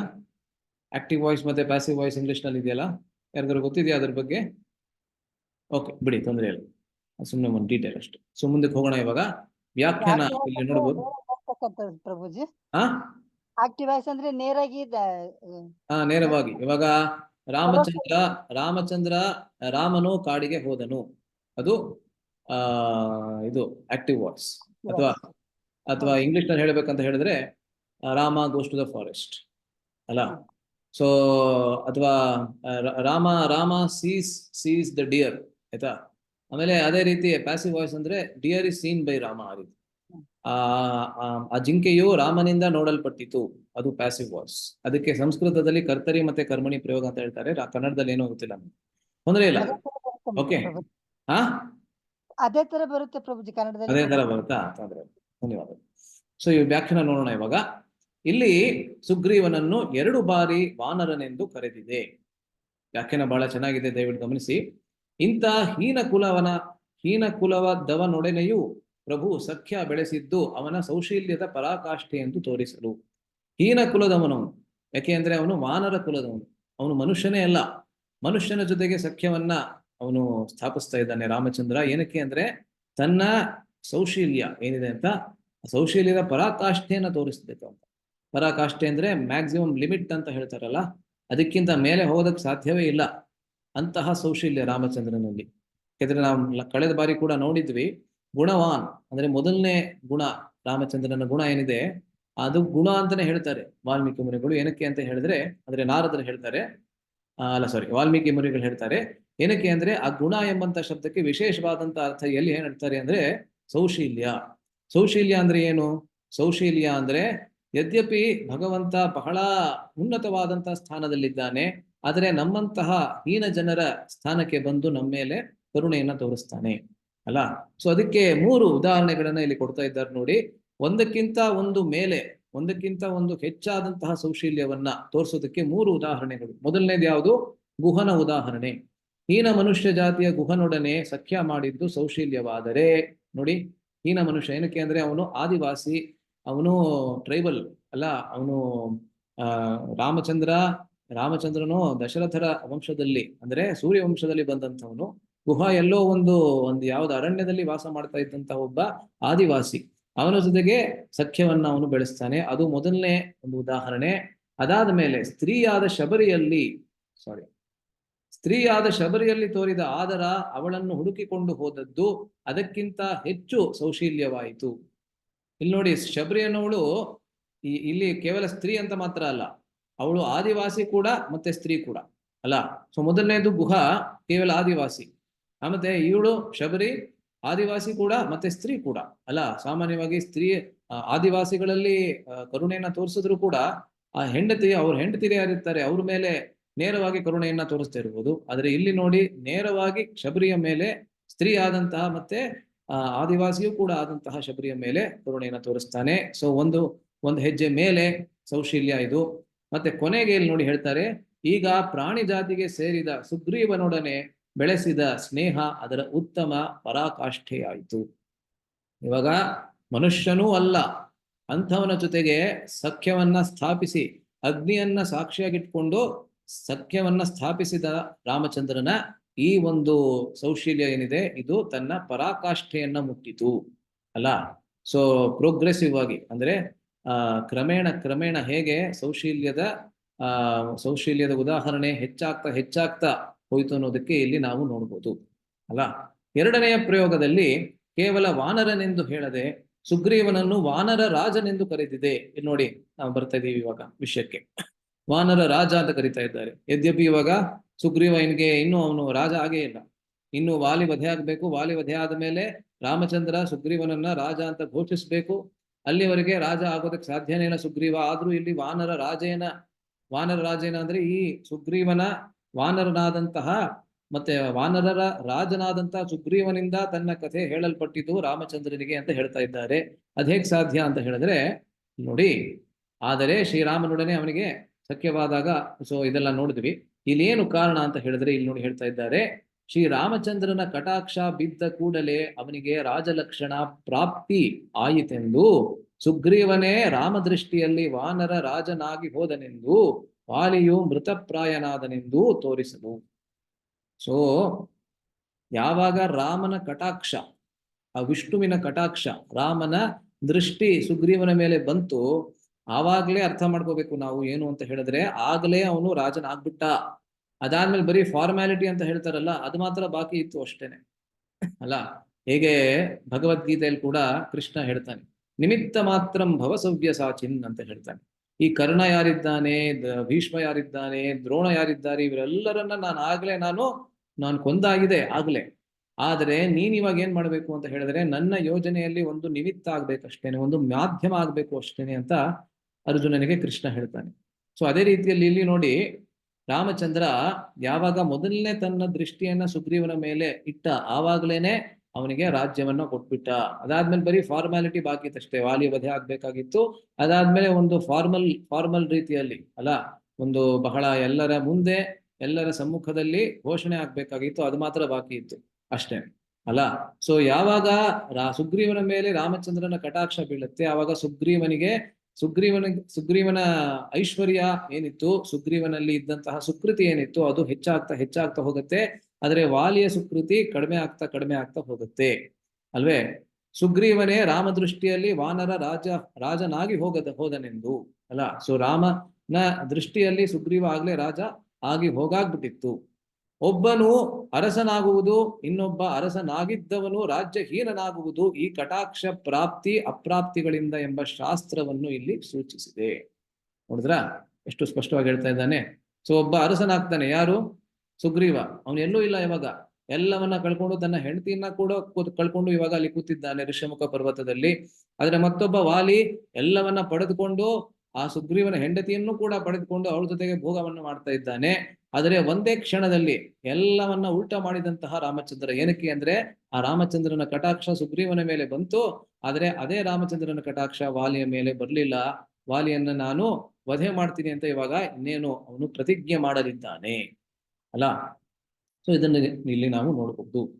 ಶ್ರೀರಾಮಚಂದ್ರನು ಸೀತಾದೇವಿಯನ್ನು ಅಗಲಿದ ಕಥೆಯನ್ನೆಲ್ಲ ಪೂರ್ತಿಯಾಗಿ ಕೇಳಿಕೊಂಡ ಸುಗ್ರೀವನು ಪ್ರೀತನಾದುದಾಗಿ ಇಲ್ಲಿ ಹೇಳಿರುವುದೇಕೆಂದರೆ, ನೋಡಿ ಇಲ್ಲಿ ಪ್ರೀತಃ ಅಂತ ಏನ್ ಶಬ್ದ ಬರ್ತಾ ಇದೆ, ಅದಕ್ಕೆ ಏನ್ ಅರ್ಥ ಅಂತ ಹೇಳಿದ್ರೆ, ಅಗಲಿದ ತನ್ನ ಪತ್ನಿಯನ್ನು ಪಡೆಯಲು ಇಚ್ಛಿಸಿದ ಶ್ರೀರಾಮಚಂದ್ರನ ನಿಮಿತ್ತ ತನಗೂ ತನ್ನಿಂದ ಬೇರ್ಪಟ್ಟ ತನ್ನ ಪತ್ನಿಯ ಲಾಭವಾದೀತೆಂಬ ಆಸೆಯಿಂದ. ಸೊ ರಾಮಚಂದ್ರ ತನ್ನ ಪತ್ನಿಯನ್ನ ಕಳ್ಕೊಂಡಿದ್ದಾನೆ, ಅವಳನ್ನ ಹುಡುಕ್ತಾ ಇಲ್ಲಿಗೆ ಬಂದಿದ್ದಾನೆ. ಸೊ ಅವನಿಗೆ ನಾನು ಸಹಾಯ ಮಾಡಿದ್ರೆ ಅದರ ಮಾಧ್ಯಮದಿಂದ ನನಗೂ ನನ್ನ ಹೆಂಡತಿ ನನಗೆ ಸಿಗ್ತಾಳೆ ಅನ್ನೋ ಒಂದು ಯೋಚನೆಯಿಂದ, ಒಂದು ಆಲೋಚನೆಯಿಂದ ಸುಗ್ರೀವ ಏನಂತ ಹೇಳ್ತಾನೆ, ಪ್ರೀತಃ ಅಂದ್ರೆ ಸುಗ್ರೀವ ಬಹಳ ಸಂತೋಷವನ್ನ ಪಟ್ಟ. ಸುಗ್ರೀವ ಸಂತೋಷ ಪಟ್ಟ ಅಂದ್ರೆ ವಸ್ತುತಃ ಅಲ್ಲಿ ಏನು ಅಂತ ಹೇಳಿದ್ರೆ ಅವನಿಗೆ ಸಂತೋಷ ಆಯಿತು. ಏನಕ್ಕೆ ಅಂದ್ರೆ ರಾಮಚಂದ್ರನಿಗೆ ಅವನ ಹೆಂಡತಿ ಅವನಿಗೆ ವಾಪಸ್ಸು ಸಿಗ್ತಾಳೆ, ಅದೇ ರೀತಿ ನನಗೂ ನನ್ನ ಹೆಂಡತಿ ವಾಪಸ್ಸು ಸಿಗ್ತಾಳೆ. ನಾವಿಬ್ಬರು ಪರಸ್ಪರ ಒಬ್ಬರಿಗೆ ಒಬ್ರು ಆ ರೀತಿ ಸಹಾಯವನ್ನ ಮಾಡ್ಬೋದು ಅಂತ. ಅಗ್ನಿಯ ಎದುರಿನ ಸ್ನೇಹ ನಡೆದದ್ದು ವಿಚಿತ್ರ. ಸೊ ಇವಾಗ ಇಲ್ಲಿ ನೋಡಿ ಮತ್ತೊಂದು ವಿಷಯವನ್ನ ತೆಗಿತಾ ಇದ್ದಾರೆ. ಸಾಮಾನ್ಯವಾಗಿ ಅಗ್ನಿ ಸಾಕ್ಷಿಯನ್ನ ಎಲ್ಲಿ ಮಾಡ್ತಾರೆ? ಮದುವೆಯಲ್ಲಿ ಮಾಡ್ತಾರೆ ಅಲ್ವಾ? ಮದುವೆ ಯಾವಾಗ ಆಗತ್ತೆ? ಅಥವಾ ಅಲ್ಲ, ಮದುವೆಯಲ್ಲೇ ಮಾಡೋದು ನಾವು ಸಾಮಾನ್ಯವಾಗಿ. ಬೇರೆ ಎಲ್ಲೂ ನಾವು ಆ ರೀತಿಯಾದಂತಹ ಅಗ್ನಿಯನ್ನ ಸಾಕ್ಷಿಯಾಗಿಟ್ಕೊಂಡು ಒಂದು ಶಪಥವನ್ನ ಮಾಡೋದು, ಪ್ರತಿಜ್ಞೆಯನ್ನ ಮಾಡೋದು ಎಲ್ಲೂ ನಾವು ನೋಡಿಲ್ಲ ಅಲ್ವಾ? ಬೇರೆ ಎಲ್ಲಾದ್ರೂ ನೋಡ್ತೀವ ನಾವು? ಬೇರೆ ಯಾವ್ದಾದ್ರು ಒಂದು ಪೂಜೆಯಲ್ಲಿ ಗಂಡ ಹೆಂಡತಿ ಒಟ್ಟಿಗೆ ಇರ್ಬೇಕಾದ್ರೆ ಏನಾದ್ರು ಮಾಡ್ಬೋದೇನೋ ಗೊತ್ತಿಲ್ಲ. ಆದ್ರೆ ಸಾಮಾನ್ಯವಾಗಿ ಮದುವೆ ಆಗ್ಬೇಕಾದ್ರೆ ವಿವಾಹ ಸಂಸ್ಕಾರದಲ್ಲಿ ಆ ರೀತಿ ಮಾಡ್ತಾರೆ. ಆದ್ರೆ ಇವರಿಬ್ರು ಗೆಳೆಯರಾಗ್ತಾ ಇರ್ಬೇಕಾದ್ರೆ ಏನಕ್ಕೆ ಆ ರೀತಿಯಾಗಿ ಅಗ್ನಿಯನ್ನ ಸಾಕ್ಷಿಯಾಗಿಟ್ಕೊಂಡು ಒಂದು ಶಪಥವನ್ನ ಪ್ರತಿಜ್ಞೆನ ಮಾಡ್ತಾ ಇದ್ದಾರೆ? ಪ್ರತಿಜ್ಞೆನ ಹಂಗೆ ಬೇಕಾದ್ರೂ ಮಾಡ್ಬೋದಾಗಿತ್ತು, ಅಥವಾ ಪ್ರತಿಜ್ಞೆಯೂ ಕೂಡ ಬೇಕಾಗಿರ್ಲಿಲ್ಲ. ಏನಕ್ಕೆ ಆ ರೀತಿಯಾದ ಪ್ರತಿಜ್ಞೆ? ನಾವು ಪ್ರಾಯಶಃ ಪ್ರತಿ ತಿಂಗಳು ಎಷ್ಟೊಂದು ಒಳ್ಳೆ ಸ್ನೇಹಿತರನ್ನ, ಹೊಸ ಸ್ನೇಹಿತರನ್ನ ನಾವು ಮಾಡ್ಕೋತೇವೆ. ಆ ಪ್ರತಿಯೊಬ್ಬ ಹೊಸ ಸ್ನೇಹಿತರನ್ನ ಮಾಡ್ಕೋಬೇಕಾದ್ರೆ ಬಾಯಲ್ಲಿ ಸ್ವಲ್ಪ ನಾನು ಅಗ್ನಿಯ ಮುಂದೆ ನಾನು ನಿಮ್ ಜೊತೆಗೆ ಅಗ್ನಿ ಸಾಕ್ಷಿಯಾಗಿಟ್ಕೊಂಡು ಒಂದು ಪ್ರತಿಜ್ಞೆಯನ್ನ ಮಾಡ್ಬೇಕು ಅಂತ ಯಾರಾದ್ರೂ ಹೇಳ್ತಾರಾ? ಇಲ್ಲ. ಹಾಗಾದ್ರೆ ಇಲ್ಲೇನು ಸ್ವಲ್ಪ ವಿಚಿತ್ರವಾಗಿದೆಯಲ್ಲ ಅಲ್ವಾ? ಅದಕ್ಕೆ ಏನು ಕಾರಣ ಅಂತ ಇವಾಗ ಇಲ್ಲಿ ಹೇಳ್ತಾರೆ ನೋಡಿ. ಅದಕ್ಕೆ 2 ಕಾರಣಗಳನ್ನ ವಿಚಿತ್ರವಾಗಿ ಕೊಡ್ತಾರೆ. ಸೊ ಪ್ರತಿಯೊಬ್ಬ ಸ್ನೇಹಿತನನ್ನು ಪಡೆಯುವಾಗಲೂ ಎಲ್ಲರೂ ಹೀಗೆ ಮಾಡಬೇಕೆಂದು ಎಲ್ಲೂ ಯಾರೂ ಕೇಳಿಲ್ಲ, ನೋಡಿಲ್ಲವಾಗಿ ಇಲ್ಲಿ ರಾಮ ಸುಗ್ರೀವರ ಅಗ್ನಿಸಾಕ್ಷಿಕ ಸಖ್ಯದಲ್ಲಿ ವಿಶೇಷವೇನೆಂದು ಕೇಳುವುದು ನ್ಯಾಯ. ಇದಕ್ಕುತ್ತರ ರೂಪವಾಗಿ 2 ಸಮಾಧಾನಗಳನ್ನು ಹೇಳಬಹುದು. ಏನು ಅದು 2 ಸಮಾಧಾನಗಳು ಅಂತ ಹೇಳಿದ್ರೆ ನೋಡಿ, ಇಲ್ಲಿ ಮೊದಲನೇದು ಹೇಳ್ತಾ ಇದ್ದಾರೆ, ಸುಗ್ರೀವನು ಯಾರನ್ನೂ ಸುಲಭವಾಗಿ ನಂಬುತ್ತಿದ್ದವನಲ್ಲ. ಸುಗ್ರೀವ, ಏಕೆಂದ್ರೆ ವಾಲಿಯ ಜೊತೆಗೆ ಇವಾಗ ಅಷ್ಟು ವೈರತ್ವ ಏರ್ಪಟ್ಟಿದೆ. ಯಾರು ಅವನ ಹತ್ರ ಬಂದ್ರು ಕೂಡ ಇವನು ವಾಲಿಯ ಗುಪ್ತಚರನ ಅಥವಾ ವಾಲಿಯೇ ಈ ಒಂದು ವೇಷದಲ್ಲಿ ಬಂದಿದ್ದಾನ ಅಂತ ಅವನನ್ನ ಪರಿಶೀಲಿಸಿ ಅದಾದ್ಮೇಲೆ ಮಾತ್ರ ಅವನ ಜೊತೆಗೆ ಮಾತಾಡ್ತಾ ಇದೆ. ಎಷ್ಟರ ಮಟ್ಟಕ್ಕೆ ಅಂತ ಹೇಳಿದ್ರೆ ಒಂದೊಂದ್ಸತಿ ಹನುಮಂತ ಅಥವಾ ಜಾಂಬವಂತ ಅತಿ ಸಮೀಪ ಬಂದ್ರೂ ಕೂಡ ಅವರನ್ನ ಪರಿಶೀಲಿಸಿ ಆವಾಗ ಮಾತಾಡ್ತಾ ಇದ್ದಂತೆ. ಹಾಗೆ ರಾಮಾಯಣದಲ್ಲಿ ಬರುತ್ತೆ ಅಲ್ಲ. ಸೊ ಇದು ರಾಮಾಯಣದಲ್ಲಿ ಸುಗ್ರೀವ ಯಾರನ್ನು ಕೂಡ ಬಹಳ ಸುಲಭವಾಗಿ ಬಹಳ ಬೇಗ ಯಾರನ್ನೂ ನಂಬ್ತಾ ಇರ್ಲಿಲ್ಲ. ಇದಕ್ಕೆ ಯಾರು ಪ್ರಮಾಣ ಕೊಡ್ತಾರೆ ಅಂತ ಹೇಳಿದ್ರೆ ತಾರೆ ಅಲ್ಲ. ಯಾವಾಗ ಸುಗ್ರೀವ ಮೊದಲನೇ ಬಾರಿ ವಾಲಿಯ ಜೊತೆಗೆ ದ್ವಂದ್ವ ಯುದ್ಧವನ್ನ ಮಾಡೋದಕ್ಕೆ ಹೋಗ್ತಾನೆ, ಆವಾಗ ತಾರೆ ವಾಲಿಗೆ ಚೇತಾವಣಿಯನ್ನ ಕೊಡ್ತಾಳೆ. ಎಷ್ಟೊಂದು ಶ್ಲೋಕಗಳು ಬರುತ್ತೆ ಅಲ್ಲಿ, ಅದರ ಪೈಕಿ ಒಂದು ಶ್ಲೋಕ ಇದು. ಇಲ್ಲಿ ನೋಡಿ ಏನ್ ಹೇಳ್ತಾಳೆ ಅಂತ, ಪ್ರಕೃತ್ಯ ನಿಪುಣಶ್ಚೈವ ಬುದ್ಧಿಮಾಂಶ್ಚೈವ ವಾನರಃ ಅಪರೀಕ್ಷಿತ ವೀರ್ಯೇಣ ಸುಗ್ರೀವ ಸಹ ನೈಷ್ಯತಿ. ನೋಡಿ, ಸುಗ್ರೀವನ ಲಕ್ಷಣಗಳನ್ನ, ಗುಣಗಳನ್ನ ಹೇಳ್ತಾ ಇದ್ದಾಳೆ ತಾರೆ. ಯಾವ ಗುಣಗಳನ್ನ ಹೊಂದಿದ್ದಾನೆ ಅಂತ ಹೇಳಿದ್ರೆ, ಪ್ರಕೃತ್ಯ ನಿಪುಣಃ, ಅವನು ಸ್ವಾಭಾವಿಕವಾಗಿ ಬಹಳ ನಿಪುಣನಾಗಿದ್ದಾನೆ.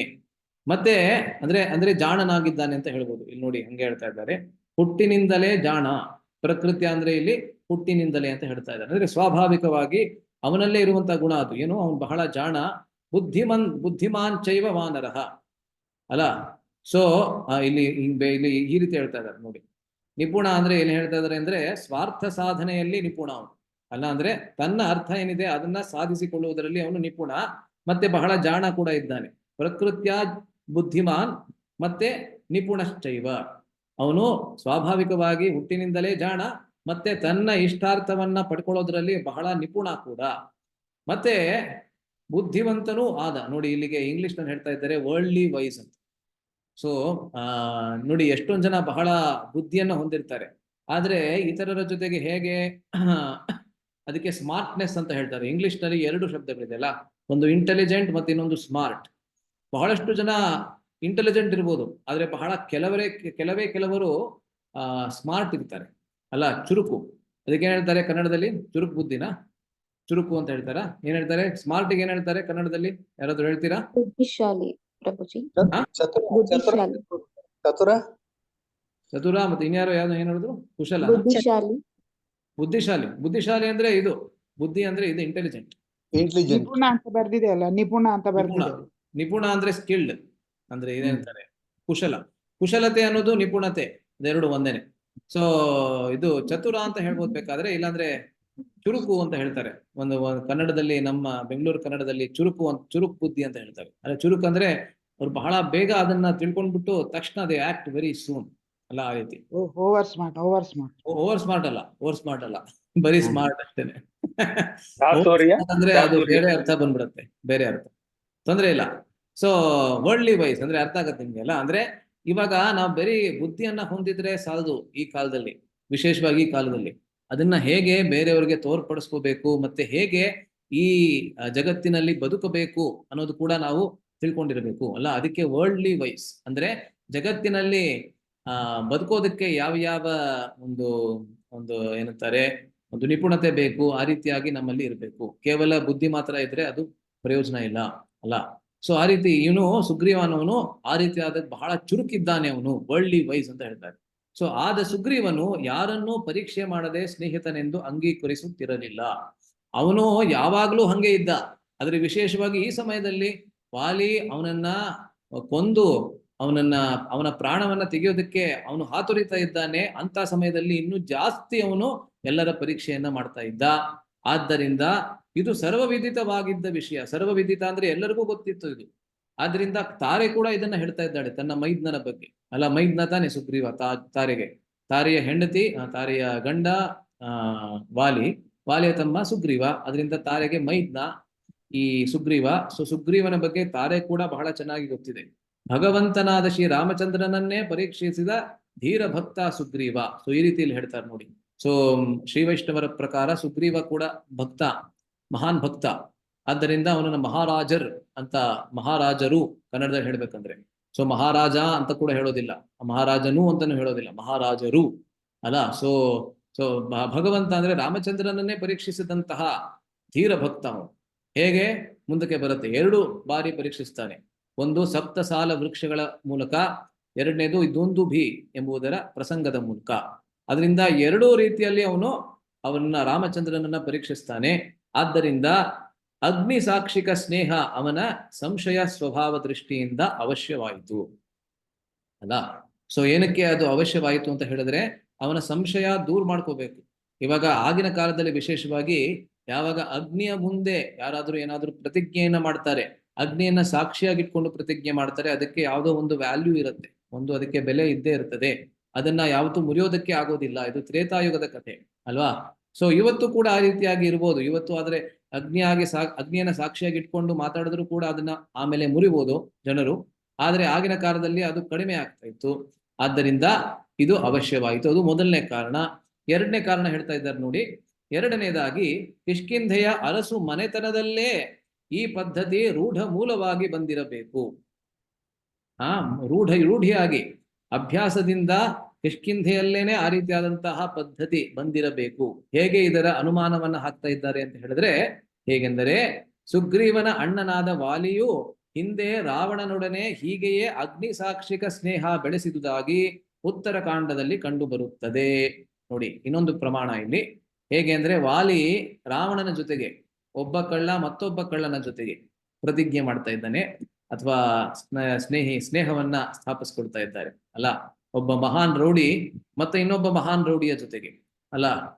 ಸೊ ಯಾವಾಗ ರಾಮಚಂದ್ರ ವಾಲಿಗೆ ತನ್ನ ಕಾರಣಗಳನ್ನ ಕೊಡ್ತಾನೆ, ಏನಕ್ಕೆ ನಾನು ನಿನ್ನನ್ನ ಬಚ್ಚಿಟ್ಕೊಂಡು ಮರದ ಹಿಂದಿನಿಂದ ಬಾಣವನ್ನ ಪ್ರಯೋಗ ಮಾಡಿ ನಿನ್ನ ಸಂಹಾರವನ್ನ ಮಾಡದೆ ಅನ್ನೋದಕ್ಕೆ, ಅಥವಾ ನಿನ್ ಮೇಲೆ ಬಾಣವನ್ನ ಪ್ರಯೋಗ ಮಾಡದೆ ಅನ್ನೋದಕ್ಕೆ ಅಲ್ಲಿ ಒಂದು ಕಾರಣ ಇದನ್ನೇ ಕೊಡ್ತಾನೆ.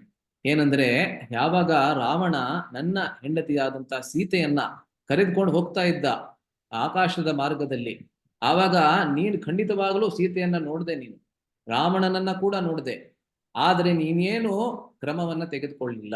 ಯದ್ಯಪಿ ನಿನ್ಗೆ ಶಕ್ತಿ ಇತ್ತು, ನೀನು ಕೇವಲ ನಿನ್ನ ಕಣ್ಣನ್ನ ಮಿಟುಕಿಸಿದ್ರೆ ಸಾಕಿತ್ತು, ರಾವಣ ನಿನ್ನ ಪಾದದ ಅಡಿಯಲ್ಲಿ ಸೀತೆಯನ್ನ ಒಪ್ಪಿಸ್ಬಿಟ್ಟು ಹೋಗ್ತಾ ಇದ್ದ, ಅಥವಾ ವಾಪಸ್ಸು ಅಲ್ಲಿಗೆ ಪಂಚವಟಿಗೆ ಹೋಗಿ ಸೀತೆಯನ್ನ ರಾಮನ ಹತ್ರ ಅಂದ್ರೆ ನನ್ನ ಹತ್ರ ಒಪ್ಪಿಸ್ಬಿಟ್ಟು ವಾಪಸ್ ಬರ್ತಾ ಇದ್ದ.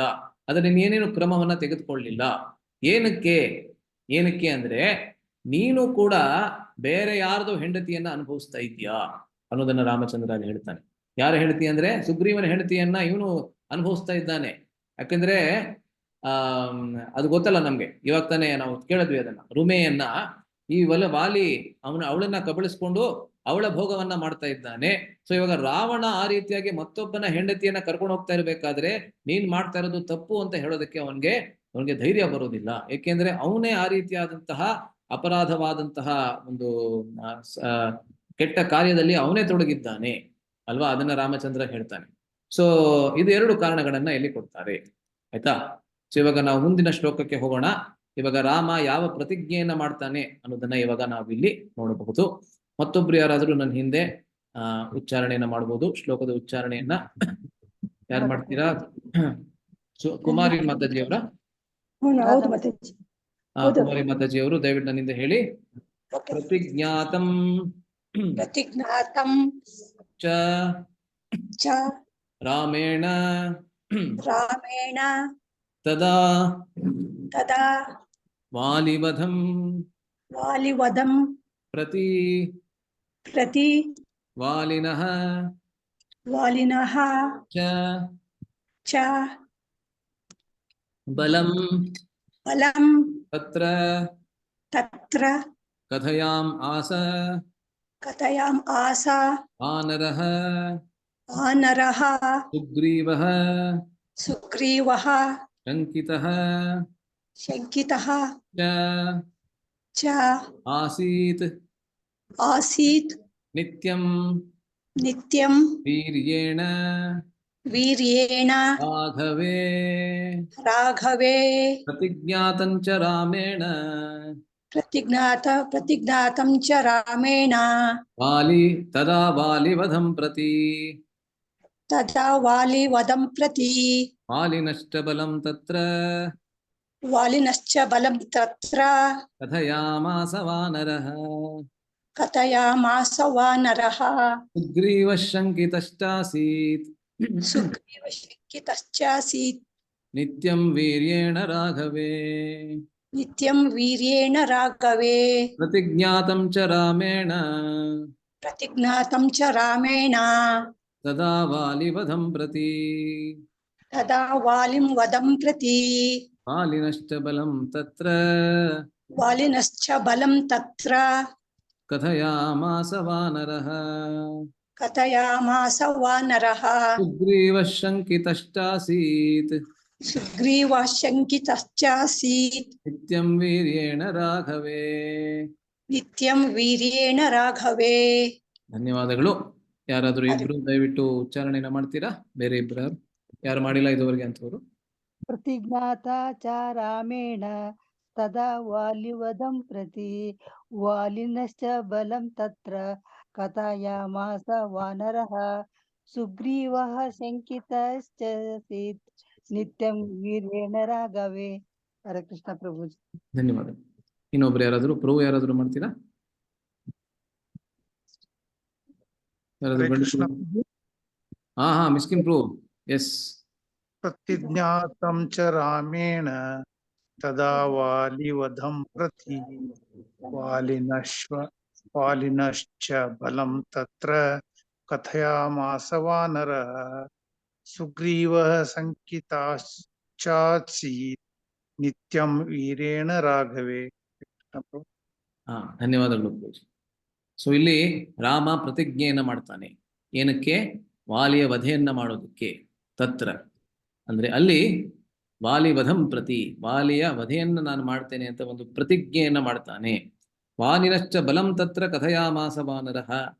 ಆದ್ರೆ ಅದನ್ನ ಕೇಳಿ ಆದ ಮೇಲೆ ರಾಮ ಪ್ರತಿಜ್ಞೆನ ಮಾಡಿ ಆಗಿದೆ. ಆದ್ರೆ ಪ್ರತಿಜ್ಞೆನ ಮಾಡಿದ ನಂತರ ಸುಗ್ರೀವ ನೋಡಿ ಇನ್ನೂ ರಾಮನಲ್ಲಿ ಸಂಪೂರ್ಣವಾದಂತ ರಾಮನಲ್ಲೇ ಮಾತ್ರ ಅಂದ್ರೆ ಅಲ್ಲ, ರಾಮನಲ್ಲಿ ಅಲ್ಲ, ಆದ್ರೆ ರಾಮನ ಬಲದಲ್ಲಿ, ರಾಮನ ಶಕ್ತಿಯಲ್ಲಿ ಸಂಪೂರ್ಣವಾದಂತ ವಿಶ್ವಾಸ ಇನ್ನು ಸುಗ್ರೀವನಿಗೆ ಇಲ್ಲ. ಆದ್ದರಿಂದ ವಾಲಿಯ ಬಲವನ್ನ ರಾಮಚಂದ್ರನಿಗೆ ವಿವರಿಸ್ತಾ ಇದ್ದಾನೆ ಸುಗ್ರೀವ. ವಾನರಃ ಅಂದ್ರೆ ಇಲ್ಲಿ ಸುಗ್ರೀವ. ಕಥಯಾಮಾಸ ಹೇಳಿದ. ಯಾವುದು? ವಾಲಿನಃ ಬಲಂ ಚ ತತ್ರ ಕಥಯಾಮಾಸ. ಅಲ್ಲಿ ಆ ವಾಲಿಯ ಬಲ ಎಷ್ಟಿತ್ತು ಅನ್ನೋದನ್ನ ರಾಮಚಂದ್ರನಿಗೆ ವಿವರಿಸ್ತಾ ಹೋಗ್ತಾನೆ. ಸುಗ್ರೀವ ಶಂಕಿತಷ್ಟ ಆಸೀತ್. ಏನಕ್ಕೆ ಅಂದ್ರೆ ಇಲ್ಲಿ ಶಂಕಿತ ಅಂದ್ರೆ ಅವನಿಗೆ ಶಂಕೆ ಅಂದ್ರೆ ಅನುಮಾನ, ಸಂಶಯ ಇತ್ತು. ಯಾವ್ದ್ರ ಬಗ್ಗೆ ಅಂತ ಹೇಳಿದ್ರೆ ರಾಘವೇ, ವೀರ್ಯೇಣ ರಾಘವೇ ನಿತ್ಯಂ ಅಂದ್ರೆ ಅಲ್ಲಿಯವರೆಗೆ ಸುಗ್ರೀವನಿಗೆ ಒಂದು ಸಂಶಯವಿತ್ತು. ರಾಮನ ನಿಜವಾದಂತಹ ಶಕ್ತಿಯಲ್ಲಿ ಅವನಿಗೆ ಸಂಶಯವಿತ್ತು.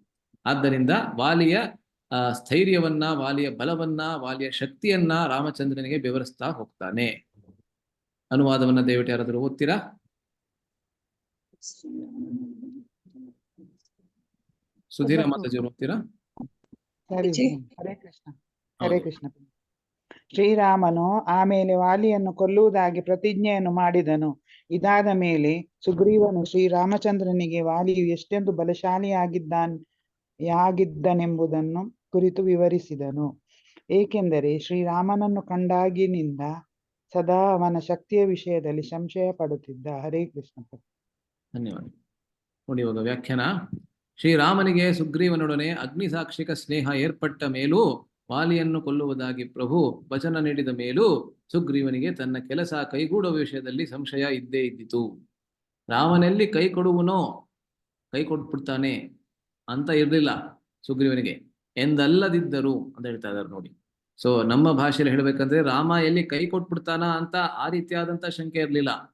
ಅದ್ರ ಬಗ್ಗೆ ರಾಮನ ಪ್ರಾಮಾಣಿಕತೆಯ ಬಗ್ಗೆ ಸಂಪೂರ್ಣವಾದಂತ ವಿಶ್ವಾಸ ಇತ್ತು ಸುಗ್ರೀವನಿಗೆ. ಆದ್ರೆ ರಾಮನ ಸಾಮರ್ಥ್ಯದ ಬಗ್ಗೆ ಸಾಕಷ್ಟು ವಿಶ್ವಾಸ ಇರಲಿಲ್ಲ. ಏಕೆಂದ್ರೆ ಅವನ ಅಣ್ಣ ನಿಜವಾಗ್ಲೂ ಬಹಳ ಬಲಶಾಲಿಯವನು, ಅತಿ ಬಲಶಾಲಿಯವನು, ಇಂದ್ರನ ಅವತಾರ ಅವನು ಅಲ್ಲ.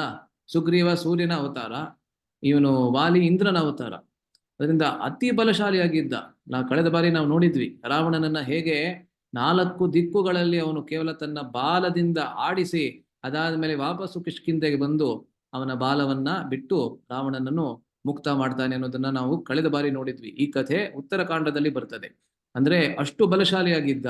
ಆ ರೀತಿಯಾದಂತ ಬಲವನ್ನ ಗಮನಿಸಿ ಅದಕ್ಕೆ ಸಾಕ್ಷಿಯಾಗಿದ್ದಂತಹ ಸುಗ್ರೀವ ಬೇರೆ ಯಾರಲ್ಲೂ ಆ ರೀತಿ ಬಲ ಇಲ್ಲ ಅಂತ ನಂಬಿದ್ದ. ಆದ್ದರಿಂದಲೇ ಬಂದು ಬಚ್ಚಿಟ್ಕೊಂಡು ಅಲ್ಲಿ ವಾಸ ಮಾಡ್ತಾ ಇದ್ದ. ಅದರಿಂದ ಇವಾಗ ರಾಮಚಂದ್ರ ಅವನ ವಧೆಯನ್ನ ಮಾಡ್ತೀನಿ ಅಂತ ಪ್ರತಿಜ್ಞೆ ಮಾಡಿದ ಮೇಲೆ, ಅವನ ಪರೀಕ್ಷೆ ಮಾಡಿದ ಮೇಲೇನೆ ನಾನು ಅವನಿಗೆ ವಾಲಿ ವಧೆಯನ್ನ ಪ್ರಯತ್ನ ಮಾಡೋದಕ್ಕೆ ಕೂಡ ಬಿಡೋದಕ್ಕೆ ಸಾಧ್ಯ. ವಾಲಿಯನ್ನ ವಧೆ ಮಾಡೋದಕ್ಕೆ ಪ್ರಯತ್ನ ಮಾಡೋದಕ್ಕೆ ಕೂಡ ಬಿಡಬೇಕಾದ್ರೆ ನಾನು ಮೊದಲು ಆ ರಾಮಚಂದ್ರನನ್ನ ನಾನು ಪರೀಕ್ಷಿಸಬೇಕು ಅಂತ ಸುಗ್ರೀವನ ಮನಸ್ಸಿನಲ್ಲಿ ಇದೆ ಅಲ್ಲ. ಸೊ ಮುಂದೆ ಬಾಯಿ ಬಿಟ್ಟೇ ಹೇಳುತ್ತಾನೆ ನೋಡಿ. ಇಲ್ಲಿ ಸುಗ್ರೀವ ಮುಂದೆ ಬಾಯಿ ಬಿಟ್ಟೇ ಹೇಳ್ಬಿಡ್ತಾನೆ. ಅಪ್ರತ್ಯಕ್ಷಂ ತು ಮೇ ವೀರ್ಯಂ ಸಮರೇ ತವ ರಾಘವೇ ನ ಖಲ್ವಹಂ ತ್ವಾಂ ತುಲಯೇ ನಾವಮನ್ಯೇನ ಭೀಷಯೇ. ಅಪ್ರತ್ಯಕ್ಷಂ ತು ಮೇ ವೀರ್ಯಂ ಸಮರೇ ತವ ರಾಘವ. ರಾಘವ, ರಘುವಂಶದಲ್ಲಿ ಬಂದಂತಹ ರಾಮಚಂದ್ರನೇ, ನಿನ್ನ ವೀರ್ಯ ಏನಿದೆ, ಸಮರ ಅಂದ್ರೆ ಯುದ್ಧದಲ್ಲಿ ನಿನ್ನ ವೀರ್ಯ ಏನಿದೆ, ಅದಕ್ಕೆ ನಾನು ಯಾವತ್ತೂ ಪ್ರತ್ಯಕ್ಷ ಆಗಿರ್ಲಿಲ್ಲ. ಅಂದ್ರೆ ನಾನು ಸಾಕ್ಷಿ ಆಗಿರ್ಲಿಲ್ಲ. ಯಾವತ್ತೂ ನೀನು ಯುದ್ಧ ಮಾಡೋದನ್ನ ನಾನು ನೋಡಿಲ್ಲ. ಇದಕ್ಕಿಂತ ಮುಂಚೆ ತಾಟಕೆಯ ಸಂಹಾರವನ್ನ ಮಾಡಿದ್ದಾನೆ, ಸುಬಾಹುವಿನ ಸಂಹಾರವನ್ನ ಮಾಡಿದ್ದಾನೆ, ಮಾರೀಚನನ್ನ ಎಷ್ಟೋ ಮೈಲುಗಟ್ಟಲೆ ಆಚೆ ತಳ್ಳಿದ್ದಾನೆ. ಇದರಲ್ಲಿ ಪಂಚವಟಿಯಲ್ಲಿ, ವಿಶೇಷವಾಗಿ ಜನಸ್ಥಾನದಲ್ಲಿ, ಪಂಚವಟಿಯಲ್ಲ ಜನಸ್ಥಾನದಲ್ಲಿ 14,000 ರಾಕ್ಷಸರನ್ನ, ಖರ ಮತ್ತೆ ದೂಷಣರನ್ನ ಮೊದಲುಗೊಂಡಂತಹ 14,000 ರಾಕ್ಷಸರನ್ನ ರಾಮಚಂದ್ರ ಸಂಹಾರ ಮಾಡಿದ್ದಾನೆ. ಆದರೆ ಯಾವಾಗಲೂ ಅದಾಗ್ಬೇಕಾದ್ರೆ ಯಾವತ್ತೂ ಕೂಡ ಸುಗ್ರೀವ ಅದನ್ನ ನೋಡಿರ್ಲಿಲ್ಲ. ಆದ್ದರಿಂದ ಯುದ್ಧದಲ್ಲಿ ನಾನು ನಿನ್ನನ್ನು ನೋಡಿಲ್ಲ. ಆದ್ದರಿಂದ ದಯವಿಟ್ಟು ನನ್ನನ್ನು ತಪ್ಪು ತಿಳ್ಕೋಬೇಡ. ನ ಖಲು ಅಹಂ ತ್ವಾಂ ತುಲಯೇ, ನಾನು ನಿನ್ನನ್ನ ವಾಲಿಯ ಜೊತೆಗೆ ತುಲನೆ ಮಾಡ್ತಾ ಇದ್ದೇನೆ, ಹೋಲಿಸ್ತಾ ಇದ್ದೇನೆ ಅಂತ ಅನ್ಕೋಬೇಡ. ನ ಅವಮನ್ಯೆ, ಮತ್ತೆ ನಿನ್ನಲ್ಲಿ ನನಗೆ ಯಾವುದೇ ರೀತಿಯಾದಂತಹ ಸಂಶಯ ಇದೆ ಅಥವಾ ನನಗೆ ನಿನ್ನಲ್ಲಿ ನಂಬಿಕೆ ಇಲ್ಲ ಅಂತ ಕೂಡ ಇಲ್ಲ. ನ ಭೀಷಯೇ, ಆದ್ರೆ ನನ್ಗೆ ಸ್ವಲ್ಪ ಹೆದರಿಕೆ ಇದೆ ಅಷ್ಟೇನೆ ಅಂತ ಹೇಳ್ತಾ ಇದ್ದಾನೆ ಅಲ್ಲ. ಸೊ ನೀನೆಷ್ಟು ಯುದ್ಧದಲ್ಲಿ ಪರಾಕ್ರಮಶಾಲಿ ಎಂಬುದನ್ನು ನಾನು ಕಣ್ಣಿಂದ ನೋಡಿದವನಲ್ಲ. ಹೀಗೆ ಹೇಳಿದ್ದು ನಿನ್ನನ್ನು ವಾಲಿಯೊಡನೆ ಹೋಲಿಸಲು ಅಲ್ಲ, ಅಪಮಾನಗೊಳಿಸಲಾಗಲಿ ಹೆದರಿಸಲಾಗಲಿ ಅಲ್ಲ ಎಂದರ್ಥ. ಸೊ ನ ಭೀಷಯೇ ಅಂದ್ರೆ ನಾನು ನಿನ್ನ ಹೆದರಿಸ್ತಾನೂ ಇಲ್ಲ ಅಲ್ಲ, ನಾನು ಹೆದರ್ಕೋತಾ ಇದ್ದೇನೆ ಅಂತ ಅಲ್ಲ. ಆದ್ರೆ ನಾನು ನಿನ್ನ ಹೆದರಿಸ್ತಾನೂ ಇಲ್ಲ, ನಿನ್ನ ಬಗ್ಗೆ ಅವಮಾನನೂ ಪಡ್ತಾ ಇಲ್ಲ, ನಿನ್ನನ್ನ ವಾಲಿಯ ಜೊತೆಗೆ ಹೋಲಿಸ್ತಾನೂ ಇಲ್ಲ ಎಂಬುದಾಗಿ ಹೇಳ್ತಾನೆ ಸುಗ್ರೀವ.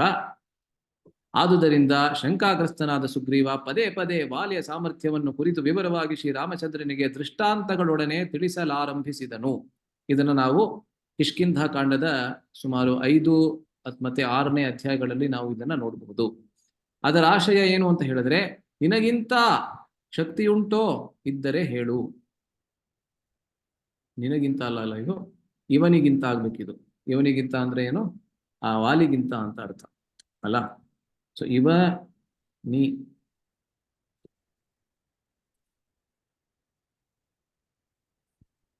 ಇವನಿಗಿಂತ ಶಕ್ತಿ ಉಂಟೋ ಇದ್ದರೆ ಹೇಳು ಎಂದು ಕೇಳಿಕೊಳ್ಳಲು ಸಂಸಾರ ತಾಪತ್ರಯದಲ್ಲಿ ಬೆಂದು ಬೂದಿಯ ನೋಡಿ. ಇವಾಗ ಬಹಳ ಮುಖ್ಯವಾದಂತ ಒಂದು ಪಾಠವನ್ನ ಕಲಿಸ್ತಾ ಇದ್ದಾರೆ. ಈ ಒಂದು ಪ್ರಸಂಗ ಏನಿದೆ, ಈ ಪ್ರಸಂಗದ ಮೂಲಕ ನಮ್ಗೆ ಒಂದು ಬಹಳ ಮುಖ್ಯವಾದಂತಹ ಪಾಠವನ್ನ ಕಲಿಸ್ತಾ ಇದ್ದಾರೆ.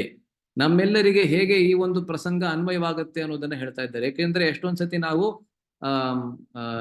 ನಮ್ಮ ಶಾಸ್ತ್ರಗಳಲ್ಲಿ ಇರ್ತಕ್ಕಂಥ ಕಥೆಗಳನ್ನ ಕೇಳಿ ಅದನ್ನ ಕೇವಲ ಕಥೆಗಳನ್ನಾಗಿ ಪರಿಗಣಿಸಿ ಅದನ್ನ ಕೇಳ್ತೀವಿ, ಮತ್ತೆ ಆ ಕಥೆಯನ್ನು ಕೂಡ ಮರೆತು ಬಿಡ್ತೀವಿ. ಆ ಕಥೆ ಹೇಗೆ ನನಗೆ ಅನ್ವಯವಾಗುತ್ತೆ ಅನ್ನೋದ್ರ ಬಗ್ಗೆ ನಾವು ಯೋಚನೆ ಮಾಡೋದಿಲ್ಲ.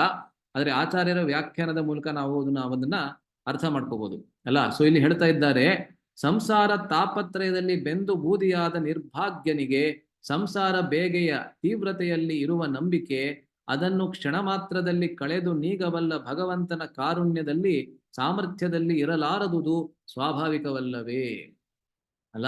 ನಾವೆಲ್ಲರೂ ಸಂಸಾರದಲ್ಲಿ ಪ್ರತಿ ದಿವಸ ಬೆಳಗ್ಗಿಂದ ರಾತ್ರಿಯವರೆಗೆ ನಾವು ಬೆಂದು ಬೂದಿ ಆಗ್ತಾ ಇದ್ದೇವೆ ಅಲ್ಲ. ಇದರಲ್ಲಿ ಯಾವುದೇ ರೀತಿಯಾದ ಸಂಶಯನೇ ಇಲ್ಲ. ವಿಶೇಷವಾಗಿ ಈ ವರ್ಷ ಎಲ್ಲದಕ್ಕಿಂತ ಹೆಚ್ಚು ನಿಜವಾಗ್ಲೂ ಬಿಸಿಲಿನಲ್ಲೂ ಕೂಡ ನಾವು ಬೆಂದು ಬೂದಿ ಆಗ್ತಾ ಇದ್ದೇವೆ ಅಲ್ಲ. ಈ ವರ್ಷ ಯಾವುದು ಹೀಟ್ ವೇವ್ ಬಂತಂತಲ್ಲ ಏಷ್ಯಾದಲ್ಲಿ, ಅದರಿಂದ ಹೊರಗಿಂದ ನೋಡಿದ್ರು ಕೂಡ ಎಲ್ಲ ಕಡೆಯಲ್ಲಿ ನಾವು ಬೆಂದು ಬೂದಿ ಆಗ್ತಾ ಇದ್ದೇವೆ. ಮತ್ತೆ ಸಂಸಾರದ ತಾಪತ್ರಯದಲ್ಲಿ ವಿಶೇಷವಾಗಿ ಬೆಂದು ಬೂದಿ ಆಗ್ತಾ ಇದ್ದೇವೆ. ಆದ್ರಿಂದ ನಾವು ಎಷ್ಟೊಂದ್ಸತಿ ನಾವು ನಿರಾಶ್ರಿತರಾಗ್ಬಿಡ್ತೇವೆ. ನಮ್ಮಲ್ಲಿ ಆಶಯ ಅನ್ನೋದೇ ಹೊರಟೋಗುತ್ತೆ ಅಲ್ಲ. ನಾವು ನಿರಾಶಿಗಳಾಗ್ಬಿಡ್ತೇವೆ, ನಿರಾಶ್ರಿತ ಅಲ್ಲ ನಿರಾಶಿಗಳಾಗ್ಬಿಡ್ತೇವೆ. ಏನಕ್ಕೆ ನಿರಾಶಿಗಳಾಗ್ಬಿಡ್ತೇವೆ ಅಂತ ಹೇಳಿದ್ರೆ, ಎಷ್ಟೊಂದು ತಾಪತ್ರಯ, ಎಷ್ಟೊಂದು ಸಮಸ್ಯೆಗಳು, ಇದರಿಂದ ಆಚೆ ಬರೋದಕ್ಕೆ ಸಾಧ್ಯನೇ ಇಲ್ಲ ಅಂತ ಅನಿಸ್ಬಿಡುತ್ತೆ ನಮ್ಗೆ. ಆದ್ರಿಂದ ನಮಗೆ ಭಗವಂತನ ಕೃಪೆಗಿಂತ ಹೆಚ್ಚಾಗಿ ನಮ್ಮ ಸಮಸ್ಯೆ ಏನಿದೆ ಅದರಲ್ಲಿ ನಮ್ಗೆ ನಂಬಿಕೆ ಜಾಸ್ತಿ ಆಗ್ಬಿಡುತ್ತೆ. ಅಂದ್ರೆ ನಾವು ಭಗವಂತನ ಕೃಪೆಯಿಂದ ನಮ್ಮ ಎಲ್ಲಾ ಸಮಸ್ಯೆಗಳಿಗೆ ಒಂದೇ ಒಂದು ಕ್ಷಣ ಮಾತ್ರದಲ್ಲಿ ಪರಿಹಾರ ಬರಬಲ್ಲುದು ಎಂಬುದಾಗಿ ನಾವು ನಂಬೋದಕ್ಕೆ ನಾವು ತಯಾರಾಗೋದಿಲ್ಲ. ಏಕೆಂದ್ರೆ ನಾವು ಭಗವಂತನ ಕೃಪೆಯ ಮೇಲೆ ನಾವು ವಿಶ್ವಾಸವನ್ನ ಇಡೋದಿಲ್ಲ ಅಲ್ಲ. ಸೊ ಕ್ಷಣ ಮಾತ್ರದಲ್ಲಿ ಎಲ್ಲ ಸಂಸಾರ ತಾಪತ್ರಯವನ್ನ ಕೂಡ ನೀಗಬಹುದು. ಯಾವುದು ಅಂತ ಹೇಳಿದ್ರೆ ಭಗವಂತನ ಕೃಪೆ, ಭಗವಂತನ ಆಶೀರ್ವಾದ ಅನ್ನೋದ್ರ ಬಗ್ಗೆ ನಾವು ನಂಬಿಕೆಯನ್ನ ಇಡೋದಿಲ್ಲ. ಹೇಗೆ ಅಂತ ಹೇಳಿದ್ರೆ, ಇದೇ ರೀತಿಯಲ್ಲಿ ಹೇಗೆ ಸುಗ್ರೀವ ಅವನ ಮುಂದೆ ಸ್ವಯಂ ಭಗವಂತ ಬಂದಿದ್ದಾನೆ, ಆದ್ರೂ ಕೂಡ ನಾನು ನಿನ್ನ ಪರೀಕ್ಷಿಸಿ ಅದಾದ್ಮೇಲೆ ಮಾತ್ರ ವಾಲಿಯ ಹತ್ರ ನಾನು ನಿನ್ನ ಕಳಿಸ್ತೇನೆ. ವಾಲಿಯ ವಧೆಯನ್ನ ಮಾಡೋದಕ್ಕೆ ಬೇರೆ ಯಾರೂ ಕೂಡ ಸಾಧ್ಯ ಇಲ್ಲ, ಕೇವಲ ಈ ರಾಮಚಂದ್ರ ಮಾತ್ರ ಸಾಧ್ಯ. ಆ ರಾಮಚಂದ್ರನೇ ಬಂದಿದ್ದಾನೆ ಇವಾಗ ವಾಲಿಯ ವಧೆಯನ್ನ ಮಾಡೋದಕ್ಕೆ. ಆದ್ರೆ ಆವಾಗ ಸುಗ್ರೀವ ಏನ್ ಹೇಳ್ತಾ ಇದ್ದಾನೆ, ನಂಬಿಕೆ ಇಲ್ಲ, ಸಾರಿ ಸಾರಿ ಸಾರಿ ಸಾರಿ ನಿಮ್ಮನ್ನ ನಂಬಿಕೆನೇ ಇಲ್ಲ ನನಗೆ ಅಂತ ಹೇಳ್ತಾ ಇದ್ದಾನೆ. ಹೇಗೆ ಅಂತ ಹೇಳಿದ್ರೆ, ಅದೇ ರೀತಿಯಲ್ಲಿ ನಾವು ಕೂಡ ತಾಪತ್ರಯದಲ್ಲಿ ನಾವು ಮುಳುಗಿ ತೇಳ್ತಾ ಇದ್ದೇವೆ. ಹೇಗೆ ವಾಲಿಯಿಂದ ಆ ಒಂದು ಸಮಸ್ಯೆ ಸುಗ್ರೀವನಿಗೆ ಬಂತು, ಆ ವಾಲಿಯ ವಧೆಯನ್ನ ಮಾಡೋದಕ್ಕೆ ರಾಮಚಂದ್ರ ಬಂದಿದ್ದಾನೆ. ಅದೇ ರೀತಿ ನಾವು ತಾಪತ್ರಯದಲ್ಲಿ, ಸಂಸಾರದ ತಾಪತ್ರಯದಲ್ಲಿ ನಾವು ಬೆಂದು ಬೂದಿ ಆಗ್ತಾ ಇದ್ದೇವೆ.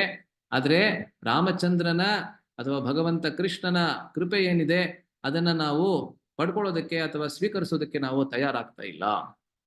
ನಾನು ಮಾಡಿದ ಪಾಪ ಮೂಟೆಗಟ್ಟಲೆ ಇರುವಾಗ ದೇವರು ಇದನ್ನೆಲ್ಲ ಹೇಗೆ ನೀಗಿಯಾನು ಎಂಬ ಶಂಕೆಗೆ ಉಪನಿಷತ್ತು ಉತ್ತರಿಸುವ ಕ್ರಮ ಬೋಧ್ಯವಾಗಿದೆ.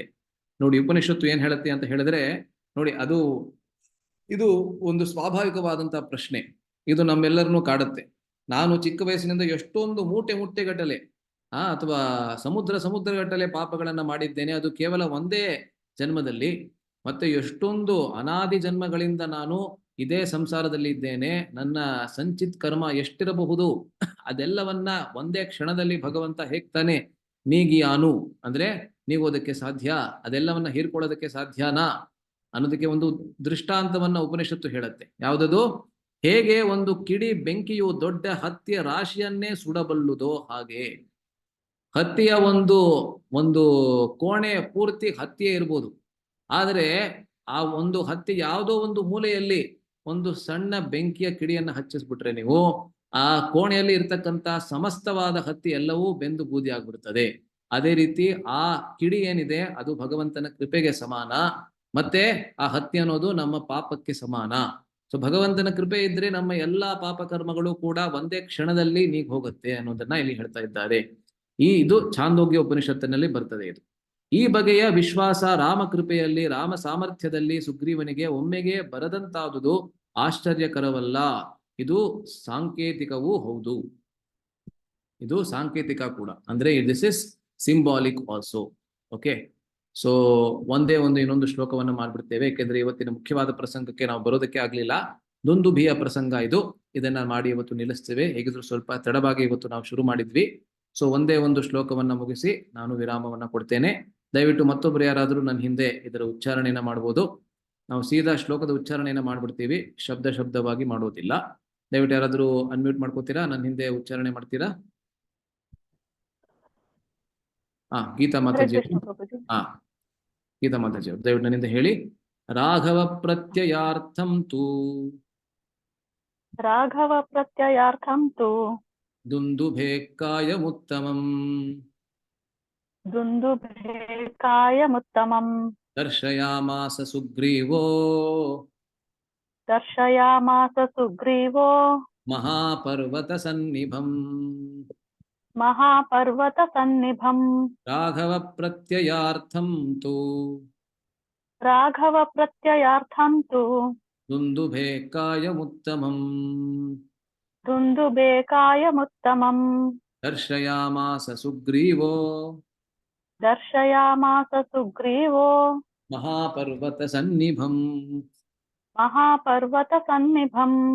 ಧನ್ಯವಾದಗಳು ಮಾತಾಜಿ. ಸುನಂದ ಮಾತಾಜಿ ಅವರು ಉಚ್ಚಾರಣೆ ಮಾಡ್ತೀರಾ? ಹಾ ಪ್ರಭುಜಿ. ರಾಘವ ಪ್ರತ್ಯಯಾರ್ಥಂ ತು ದುಂದುಭೇಕಾಯಮುತ್ತಮಂ ದರ್ಶಯಾಮಾಸ ಸುಗ್ರೀವೋ ಮಹಾಪರ್ವತ ಸನ್ನಿಭಂ. ಧನ್ಯವಾದಗಳು. ಮತ್ತೊಬ್ರು ಯಾರಾದರೂ ಮಾಡ್ತೀರಾ? ಯಾರು ಮಾಡಿಲ್ಲ ಇದುವರೆಗೆ ಅಂತವ್ರು ಯಾರಾದರೂ ಮಾಡಿದ್ರೆ ಒಳ್ಳೇದು. ಕೃಷ್ಣ ಪ್ರಭುಜಿ. ಮಾಧುರಿ ಮಾತಾಜಿ. ರಾಘವ ಪ್ರತ್ಯಯಾರ್ಥಂ ತು ದುಂದುಭೇಃ ಕಾಯಮುತ್ತಮಂ ದರ್ಶಯಾಮಾಸ ಸುಗ್ರೀವೋ ಮಹಾಪರ್ವತ ಸನ್ನಿಭಂ. Thank you ಪ್ರಭುಜಿ. ಇದಕ್ಕೆ ಅರ್ಥ ರಾಘವ ಪ್ರತ್ಯಯಾರ್ಥಂತು. ಸೊ ರಾಘವನಿಗೆ ಅವನ ಶಕ್ತಿಯನ್ನ ಪರಿಶೀಲಿಸುವುದಕ್ಕಾಗಿ ಅಥವಾ ಅವನ ಶಕ್ತಿಯನ್ನ ಅವನೇ ಸ್ವಯಂ ತನ್ನ ಕಣ್ಣಾರೆ ನೋಡುವುದಕ್ಕಾಗಿ ದುಂದುಭೇಹೆ ಉತ್ತಮಂ ಕಾಯಂ ದರ್ಶಯಾಮಾಸ. ದುಂದುಬಿ ಎಂಬಂತಹ ರಾಕ್ಷಸ ಯಾರಿದ್ದ, ಒಂದು ಎತ್ತಿನ ರೂಪದಲ್ಲಿ, ಬಫೆಲೋ ಅಂದ್ರೆ ಎಮ್ಮೆಯ ರೂಪದಲ್ಲಿ ಅವನು ಯಾರು ಇದ್ದ, ಅವನ ವಧೆಯನ್ನ ವಾಲಿ ಹಿಂದೆ ಮಾಡಿದ್ದ. ಮತ್ತೆ ಅವನ ಶರೀರವನ್ನ ಯಾವಾಗ ಅವನ ವಧೆಯನ್ನ ಮಾಡಿ ಆಯಿತು, ಅದಾದ್ಮೇಲೆ ಅವನ ಶರೀರವನ್ನ ಅದೇ ಋಷ್ಯಮುಖ ಪರ್ವತಕ್ಕೆ ಅವನು ಎಸಗಿದ್ದ. ಸೊ ಅದು ಆ ಶರೀರದಲ್ಲಿ ಆ ಮಾಂಸವೆಲ್ಲ ಕರಗಿ ಇವಾಗ ಕೇವಲ ಅದರ ಮೂಳೆಗಳು ಮಾತ್ರ ಇತ್ತು, ಅಸ್ಥಿಪಂಜರ ಮಾತ್ರ ಇತ್ತು. ಸ್ಕೆಲಿಟನ್ ಅಲ್ಲ, ಸ್ಕೆಲಿಟನ್ಗೆ ಅಸ್ಥಿಪಂಜರ ತಾನೇ ಹೇಳೋದು ಕನ್ನಡದಲ್ಲಿ. ಹೌದೌದು ಪ್ರಭುಜಿ. ಅಸ್ಥಿಪಂಜರ. ಸೊ ಅಸ್ಥಿಪಂಜರ ಮಾತ್ರ ಇತ್ತು. ಅದನ್ನ ಸುಗ್ರೀವ ಹೋಗಿ ತೋರಿಸ್ತಾನೆ. ಯಾರಿಗೆ ಅಂತ ಹೇಳಿದ್ರೆ ರಾಮಚಂದ್ರನಿಗೆ. ಏನಕ್ಕೆ ಅಂದ್ರೆ ರಾಮಚಂದ್ರನನ್ನ ಪರಿಶೀಲಿಸುವುದಕ್ಕಾಗಿ. ಸೊ ಎರಡು ಟೆಸ್ಟ್ ರಾಮಚಂದ್ರನಿಗೆ. ನೋಡಿ, ಭಗವಂತನಿಗೆ ಟೆಸ್ಟ್ ಮಾಡ್ತಾ ಇದ್ದಾನೆ ಸುಗ್ರೀವ. ಮೊದಲನೇದು ಈ ದುಂದುಬಿಯ ಟೆಸ್ಟು, ಎರಡನೇದು ಆ ಸಪ್ತ ಸಾಲ ವೃಕ್ಷಗಳ ಟೆಸ್ಟು. ಏಕೆಂದ್ರೆ ಅಲ್ಲಿ ಆ ಋಷ್ಯಮುಖ ಪರ್ವತದ ಮೇಲೆ ಆ ವಾಲಿಯ ಪರಾಕ್ರಮದ ಅಥವಾ ವೀರ್ಯದ ಎರಡು ಸಂಕೇತಗಳೆಂದ್ರೆ ಇದೆರಡೇ ಇದ್ದಿತ್ತು. ಮೊದಲನೇದು ಯಾವುದು ಅಂದ್ರೆ ದುಂದುಬಿಯ ಅಸ್ಥಿಪಂಜರ, ಎರಡನೇದು ಆ ಸಪ್ತ ಸಾಲ ವೃಕ್ಷಗಳು. ಆಯ್ತಾ? ಸೊ ಮೊದಲನೇದು ದುಂದುಬಿಯ ಅಸ್ಥಿಪಂಜರವನ್ನ ತೋರಿಸಿ, ಮತ್ತೆ ಆ ಅಸ್ಥಿಪಂಜರ ಹೇಗಿತ್ತು ಅಂತ ಹೇಳಿದ್ರೆ ಮಹಾಪರ್ವತ ಸನ್ನಿಭಂ, ಒಂದು ದೊಡ್ಡ ಪರ್ವತದ ರೂಪದಲ್ಲಿ ಅಸ್ಥಿಪಂಜರ ಇತ್ತಂತೆ. ಅದು ಆ ಸ್ಕೆಲಿಟನ್, ಆ ದುಂದುಬಿಯ ಸ್ಕೆಲಿಟನ್ ಅಷ್ಟು ದೊಡ್ಡದಾಗಿತ್ತು. ಅದನ್ನ ತೋರಿಸ್ತಾನೆ. ಆಯ್ತಾ? ಸೊ ದಯವಿಟ್ಟು ಅನುವಾದವನ್ನ ಓದಿ ಯಾರಾದ್ರು. ಪ್ರಭುಜಿ. ಓದಿ ಮಾತಾಜಿ, ಸರಸ್ವತಿ ಮಾತಾಜಿ. ವಾಲಿಯ ಬಲ ಎಷ್ಟಿತ್ತೆಂದು ನಂಬಿಕೆ ಶ್ರೀರಾಮನಿಗೆ ಉಂಟಾಗಲೆಂದು ಅಥವಾ ರಾಮ ಬಲದಿಂದ ತನಗೆ ನಂಬಿಕೆ ಉಂಟಾಗಲೆಂದು ಸುಗ್ರೀವನು ಅವನಿಗೆ ಮಹಾಪರ್ವತದಂತೆ ಬಿದ್ದಿದ್ದ. ದುಂದುಂಬಿಯು ಉತ್ತಮ ದೊಡ್ಡ ಶರೀರವನ್ನು ಹೆಣವನ್ನು ತೋರಿಸಿದನು. ಹರೇ ಕೃಷ್ಣ ಪ್ರಭುಜಿ. ಧನ್ಯವಾದ. ಕೃಷ್ಣ. ಧನ್ಯವಾದಗಳು ಮಾತಾಜಿ. ನೋಡಿ ಇಲ್ಲಿ ಹೇಳ್ತಾ ಇದ್ದಾರೆ ಅಂತ, ಸೂರ್ಯೋದಯಕ್ಕೆ ಮುಂಚೆಯೇ. ಸೊ ಇದು ವಾಲಿಯ ಇದು ಅವನ ಸಾಮರ್ಥ್ಯ. ಇದನ್ನು ನಾವು ಕಳೆದ ಬಾರಿ ಕೂಡ ನಾವು ಚರ್ಚೆ ಮಾಡಿದ್ವಿ. ಮತ್ತೆ ಇಲ್ಲಿ ಬರ್ತಾ ಇದೆ, ಸೂರ್ಯೋದಯಕ್ಕೆ ಮುಂಚೆಯೇ. ಸೂರ್ಯೋದಯ ಆಗುವುದು ಸಾಮಾನ್ಯವಾಗಿ 6 ಗಂಟೆ ಸಮಯದಲ್ಲಿ. ಬ್ರಹ್ಮ ಮುಹೂರ್ತ ಅಂದ್ರೆ ಸೂರ್ಯೋದಯಕ್ಕೆ 1.5 ಗಂಟೆ ಮುಂಚೆ ಅಂತ ಹೇಳ್ತಾರೆ. ಅಂದ್ರೆ 6 ಗಂಟೆಗೆ ಸುಮಾರು ಸೂರ್ಯೋದಯ ಆದ್ರೆ ಅವಾಗ 4:15 ಇಂದ 6 ಗಂಟೆ ಅಂತ ಹೇಳ್ತಾರೆ. ಇದು ಬ್ರಹ್ಮ ಮುಹೂರ್ತ ಅಲ್ವಾ? ಸೊ ಸೂರ್ಯೋದಯಕ್ಕೆ ಮುಂಚೆಯೇ ಪಶ್ಚಿಮ ಸಮುದ್ರದಿಂದ ಪೂರ್ವಕ್ಕೂ, ಪೂರ್ವದಿಂದ ಪಶ್ಚಿಮಕ್ಕೂ, ಹಾಗೆ ಉತ್ತರ ದಕ್ಷಿಣ ಸಮುದ್ರಗಳಿಗೂ ಹಾರಿ ವಾಲಿಯು ಸಮುದ್ರ ತೀರ್ಥದಲ್ಲಿ ಸೂರ್ಯನಿಗೆ ಅರ್ಘ್ಯ ಕೊಡುತ್ತಾ ಸಂಧ್ಯಾವಂದನೆಯನ್ನು ದಿನಂಪ್ರತಿ ಮಾಡುತ್ತಿದ್ದ ಬಗೆಯನ್ನು ಸುಗ್ರೀವನು ವರ್ಣಿಸಿ ಶ್ರೀರಾಮನಿಗೆ ಈ ವಾಲಿಯನ್ನು ಕೊಲ್ಲಲು ಬೇಕಾದ ಶಕ್ತಿ ಎಷ್ಟೆಂಬುದನ್ನು ಸೂಚಿಸಿ ಈ ಬಗೆಯ ನಿದರ್ಶನಗಳನ್ನು ಕೊಟ್ಟಿರುವುದು ಶ್ರೀರಾಮಾಯಣದಲ್ಲಿ ಪ್ರಸಿದ್ಧ. ಸೊ ಇದೆಲ್ಲ ವಸ್ತುತಃ ವಾಲ್ಮೀಕಿ ರಾಮಾಯಣದಲ್ಲಿ ಬರುತ್ತದೆ. ಈ ಸಂಕ್ಷಿಪ್ತ ರಾಮಾಯಣದಲ್ಲಿ, ಸಂಕ್ಷೇಪ ರಾಮಾಯಣದಲ್ಲಿ ಎಲ್ಲವನ್ನ ಇಲ್ಲಿ ಹೇಳಿಲ್ಲ. ಆದರೆ ಸುಗ್ರೀವ ಯಾವಾಗ ವಾಲಿಯ ಪರಾಕ್ರಮವನ್ನ ವರ್ಣಿಸೋದಕ್ಕೆ ಶುರು ಮಾಡ್ತಾನೆ, ಅವಾಗ ಮೊದಲನೇದು ವಾಕ್ಯ ಅವನೇನ್ ಹೇಳ್ತಾನೆ ಅಂದ್ರೆ ಇದ್ರ ಬಗ್ಗೆನೇ ಹೇಳೋದು.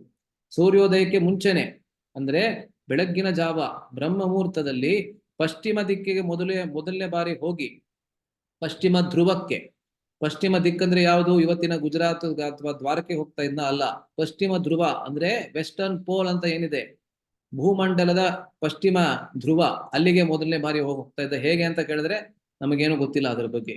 ಯಾವ ಸ್ಪೀಡ್ ನಲ್ಲಿ ಹೋಗ್ತಾ ಇದ್ದ ಅಂತ ಹೇಳಿದ್ರೆ ಅವನದೇ ಆದಂತ ಸ್ಪೀಡ್ ಇತ್ತು ಅವನು, ಅಲ್ಲ. ಸೊ ಮೊದಲನೇದು ಪಶ್ಚಿಮ ಧ್ರುವಕ್ಕೆ, ಅದಾದ್ಮೇಲೆ ಪೂರ್ವ ಧ್ರುವಕ್ಕೆ, ಆಮೇಲೆ ಉತ್ತರ ಧ್ರುವಕ್ಕೆ, ಮತ್ತೆ ದಕ್ಷಿಣ ಧ್ರುವಕ್ಕೆ, ಕೊನೆಗೆ ದಕ್ಷಿಣ ಧ್ರುವಕ್ಕೆ ಹೋಗ್ತಾ ಇದ್ದಂತೆ ಪ್ರಾಯಶಃ. ಯಾಕೆಂದ್ರೆ ಅವನು ಕಿಷ್ಕಿಂದ ಹೇಳೋದು ಕೂಡ ದಕ್ಷಿಣ ದಿಕ್ಕಿನಲ್ಲಿ ಅಲ್ವಾ, ಪ್ರಾಯಶಃ ಆ ರೀತಿ. ಅಷ್ಟೇ, ನಂಗೆ ಗೊತ್ತಿಲ್ಲ, ಆದ್ರೆ ಆ ರೀತಿ ಇರ್ಬೋದು. ಸೊ 4 ದಿಕ್ಕುಗಳಲ್ಲಿ, ಆ 4 ಧ್ರುವಗಳಲ್ಲಿ ಹೋಗಿ, western pole, eastern pole, northern pole, southern pole, ಆ ರೀತಿ ಹೋಗಿ ಅಲ್ಲೆಲ್ಲಾ ಕಡೆಯಲ್ಲಿ ಸಂಧ್ಯಾ ವಂದನೆಯನ್ನ ಮಾಡಿ ಅವನು ಬರ್ತಾ ಇದ್ದ. ಸೂರ್ಯ ದೇವತೆಗೆ ಅವನು ಅರ್ಘ್ಯವನ್ನ ಕೊಟ್ಟು ಬರ್ತಾ ಇದ್ದ. ಅಂತಹ ಪರಾಕ್ರಮಿ ಅವನು ಅನ್ನೋದನ್ನ ಮೊದಲು ಹೇಳ್ತಾನೆ. ಅದಾದ್ಮೇಲೆ ನೋಡಿ ಇಲ್ಲಿ ಅದೇ ಒಂದು ಶ್ಲೋಕವನ್ನ ಕೂಡ ಕೊಟ್ಟಿದ್ದಾರೆ ಇಲ್ಲಿ. ಸಮುದ್ರಾತ್ ಪಶ್ಚಿಮಾತ್ ಪೂರ್ವಂ ದಕ್ಷಿಣಾದಪಿ ಚೋತ್ತರಂ. Okay sorry. ಸೊ ಮೂರನೇದು ಅವನು ಹೋಗ್ತಾ ಇದ್ದಿದ್ದು ದಕ್ಷಿಣ, ಮೊದಲನೇದು ಪಶ್ಚಿಮ, ಅದಾದ್ಮೇಲೆ ಪೂರ್ವ, ಅದಾದ್ಮೇಲೆ ನೋಡಿ ಇಲ್ಲಿ ಹೇಳ್ತಾ ಇದ್ದಾರೆ ದಕ್ಷಿಣಾದಪಿ ಚ ಉತ್ತರಂ. ಮೂರನೇದು ಪೂರ್ವದಿಂದ ಇದಕ್ಕೆ ದಕ್ಷಿಣ ದಿಕ್ಕಿಗೆ ಬಂದು ಅದಾದ್ಮೇಲೆ ಉತ್ತರ ದಿಕ್ಕಿಗೆ ಹೋಗಿ ವಾಪಸ್ಸು ಕಿಷ್ಕಿಂದಕ್ಕೆ ಬರ್ತಾ ಇದ್ದ. ಕ್ರಾಮತಿ ಅನುದಿತೆ ಸೂರ್ಯೆ, ಅಂದ್ರೆ ಇನ್ನು ಸೂರ್ಯನ ಉದಯ ಆಗಿಲ್ಲ, ಸೂರ್ಯೋದಯ ಇನ್ನೂ ಆಗಿಲ್ಲ. ವಾಲಿ ವ್ಯಪಗತ ಕ್ಲಮಃ. ಸೊ ಅವನನ್ನ ನೋಡ್ತಾ ಇದ್ರೆ ಹೇಗ್ ಅನ್ಸುತ್ತೆ ಅಂದ್ರೆ ಒಂದೇ ಸಮಯದಲ್ಲಿ ಎಲ್ಲಾ ಕಡೆಯಲ್ಲಿ ಇದ್ದಾನೆ ಅಂತ ನಮ್ಗೆ ಅನ್ಸುತ್ತೆ, ಅಷ್ಟು ಶಕ್ತಿಶಾಲಿ ಅವನು. ಇಲ್ಲಾಂದ್ರೆ ಹೇಗ್ ತಾನೇ ಈ ರೀತಿ ಮಾಡೋದಕ್ಕೆ ಸಾಧ್ಯ? ಸೂರ್ಯೋದಯ ಆಗೋದಕ್ಕಿಂತ ಮುಂಚೆ 4 ಧ್ರುವಗಳಲ್ಲಿ ಹೋಗಿ ಸಂಧ್ಯಾ ವಂದನೆಯನ್ನ ಮಾಡಿ ಬರುವಂತಹ ಅಪ್ರತಿಮವಾದಂತಹ ಪರಾಕ್ರಮ ಅವನಲ್ಲಿ ಇದೆ.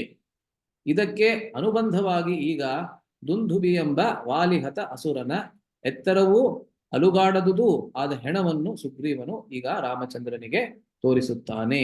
ಆ ಹೆಣದಲ್ಲಿ ಈಗ ಮೂಳೆಗಳು ಮಾತ್ರ ಉಳಿದಿದ್ದರೂ ಅದರ ಆಕಾರ ತೂಕಗಳು ಭಯಾನಕವಾಗಿದ್ದವು. ಕೇವಲ ಮೂಳೆಗಳು ಮಾತ್ರ ಉಳಿದಿದೆ ಇವಾಗ, ಆದ್ದರಿಂದಲೇ ಅಸ್ಥಿಪಂಜರ ಅಂತ ಹೇಳಿದ್ ನಾನು. ಆ ಕೇವಲ ಅಸ್ಥಿಪಂಜರ ಆಗಿದ್ರೂ ಕೂಡ ಅದು ಒಂದು ಬೆಟ್ಟದ ಸಮಾನವಾಗಿ ಅದು ತೋರ್ತಾ ಇದೆ. ಈ ಹೆಣವನ್ನು ನನ್ನ ಅಣ್ಣ ವಾಲಿಯು ಕಾಲು ಬೆರಳುಗಳಿಂದಲೇ ಮೇಲಕ್ಕೆತ್ತಿ ಎಸೆಯುತ್ತಿದ್ದ ಎಂದು ಹೇಳಿ ಚೋದಿಸುತ್ತಾನೆ ಅಂತ ಹೇಳಿದ್ರೆ ಅವನನ್ನ ಇನ್ಸೈಟ್ ಮಾಡ್ತಾನೆ ಅಂತ ಹೇಳ್ತಾರಲ್ಲ ಇಂಗ್ಲಿಷ್ ನಲ್ಲಿ, ಅಂದ್ರೆ ಅವನನ್ನ ಎಚ್ಚರಗೊಳಿಸ್ತಾನೆ ರಾಮಚಂದ್ರನನ್ನ. ಸೊ ಈ ಕಥೆ ಬರುತ್ತೆ ರಾಮಾಯಣದಲ್ಲಿ. ಹೇಗೆ ಮಾಯಾವಿ ಮತ್ತೆ ಈ ಕಥೆಯನ್ನ ಸಂಕ್ಷಿಪ್ತವಾಗಿ ಹೇಳಿ ಇಲ್ಲಿ ಮುಗಿಸ್ಬಿಡ್ತೇನೆ 2 ನಿಮಿಷದಲ್ಲಿ.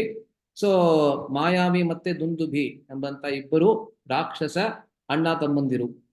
ಸೊ ದುಂದುಭಿ ಅನ್ನೋನು ಮೊದಲು ಅವನು ಆಕ್ರಮಣವನ್ನ ಮಾಡ್ತಾನೆ ವಾಲಿಯ ಮೇಲೆ. ಅಲ್ಲಿಗೆ ಬರೋದಕ್ಕಿಂತ ಮುಂಚೆ ಅವನು ಏನ್ ಮಾಡ್ತಾನೆ ಅಂದ್ರೆ, ಅವನು ಬಹಳ ದೊಡ್ಡ ಎಮ್ಮೆಯ ರೂಪದಲ್ಲಿ ಅವನ ಶರೀರವಿತ್ತು. ದೊಡ್ಡ ಎತ್ತಿನ ರೂಪದಲ್ಲಿ, ಅಥವಾ ಎಮ್ಮೆ ಅಂತ ಹೇಳ್ಬೋದು, ಬಫೆಲೋ ಅಂತ ಹೇಳ್ತಾರೆ. ಸೊ ಬಫೆಲೋ ಅಂದ್ರೆ ಎಮ್ಮೆ ಅಲ್ಲ ಕನ್ನಡದಲ್ಲಿ. ಸೊ ದೊಡ್ಡ ಎಮ್ಮೆಯ ರೂಪದಲ್ಲಿ ಅವನ ಶರೀರ ಇತ್ತು, ಬಹಳ ಬೃಹದಾಕಾರವಾಗಿತ್ತು. ಅವನಿಗೆ ಏನಂತಾರೆ, ಕಾಲ್ ಕೆರೆತ. ಅವನಿಗೆ ಏನಕ್ಕೆ ಕಾಲ್ ಕೆರೆತ? ಯಾರ ಜೊತೆಗಾದ್ರೂ ನಾನು ದ್ವಂದ್ವ ಯುದ್ಧ ಮಾಡಬೇಕು ಅಂತ. ಹೇಗೆ ನಾವು ಭಾಗವತದಲ್ಲಿ ಕೂಡ ನಾವು ನೋಡ್ತೇವೆ, ಹಿರಣ್ಯಾಕ್ಷ ಎಲ್ಲ ಕಡೆಯಲ್ಲಿ ಹೋಗಿ ನಾನು ನಿನ್ ಜೊತೆಗೆ ಯುದ್ಧವನ್ನ ಮಾಡ್ತೇನೆ, ನಿನ್ ಜೊತೆಗೆ ಯುದ್ಧ ಮಾಡ್ತೀನಿ ಅಂತ ಹೇಳ್ತಾನೆ. ಕೊನೆಗೆ ವರುಣ ದೇವತೆ ಅವನನ್ನ ನೋಡಿ, ಅಲ್ಲಿ ಹಿರಣ್ಯಾಕ್ಷ ಇದ್ದಾನೆ, ಹಿರಣ್ಯಾಕ್ಷನ ಜೊತೆಗೆ ಹೋಗಿ ಯುದ್ಧ ಮಾಡು ಅಂತ ಹೇಳ್ತಾನೆ. ಹಿರಣ್ಯಾಕ್ಷ ಅವನ ವಧೆಯನ್ನ ಮಾಡ್ತಾನೆ. ಅಂದ್ರೆ ವರಾಹ, ಹಿರಣ್ಯಾಕ್ಷನಿಗೆ ವರಾಹನ ಜೊತೆಗೆ ನೀನು ಯುದ್ಧವನ್ನ ಮಾಡು ಅಂತ ಹೇಳ್ತಾನೆ. ಸೊ ವರಾಹ ದೇವತೆಯಿಂದ ಹಿರಣ್ಯಾಕ್ಷನ ವಧೆ ಆಗುತ್ತೆ. ಅದೇ ರೀತಿಯಲ್ಲಿ ಇವನಂದ್ರೆ ಈ ದುಂದುಭಿ ಮೊದಲು ಸಮುದ್ರ ದೇವತೆ ಹತ್ರ ಹೋಗಿ ಅವನು ದ್ವಂದ್ವ ಯುದ್ಧಕ್ಕೆ ಕರೀತಾರೆ ಸಮುದ್ರ ದೇವತೆಯನ್ನ. ಆದ್ರೆ ಸಮುದ್ರ ದೇವತೆ ಅವನಿಗೆ ಗೊತ್ತಾಗತ್ತೆ ಇವನಿಗೆ ನಾನು ಸರಿಯಾದಂತ ಜೋಡಿ ಅಲ್ಲ ಅಂತ ಹೇಳಿ ಅವನನ್ನ ಹಿಮವತ್ ಪರ್ವತದ ಹತ್ರ ಕಳಿಸ್ತಾನೆ. ಆ ಪರ್ವತದ ಒಡೆಯ ಯಾರಿದ್ದಾನೆ, ಪರ್ವತ ರಾಜ, ಅವನ ಜೊತೆಗೆ ಹೋಗಿ ನೀನು ಯುದ್ಧ ಮಾಡು ಅಂತ. ಪರ್ವತ ರಾಜನ ಹತ್ರ ಬರ್ತಾನೆ ದುಂದುಭಿ. ಅವನು ಕೂಡ ನಾನು ನಿನಗೆ ಸರಿಯಾದಂತ ಜೋಡಿ ಅಲ್ಲ ಅಂತ ಹೇಳಿ ಅವನನ್ನ ವಾಲಿ ಹತ್ರ ಕಳಿಸ್ತಾನೆ. ಸೊ ವಾಲಿ ಅವಾಗ ಅಂದ್ರೆ ವಾಲಿಯ ಕೀರ್ತಿ ಎಲ್ಲಾ ಕಡೆಯಲ್ಲಿ ಹರಡಿತ್ತು ಅನ್ನೋದಕ್ಕೆ ಇದು ಒಂದು ಉದಾಹರಣೆ ಅಷ್ಟೇನೆ.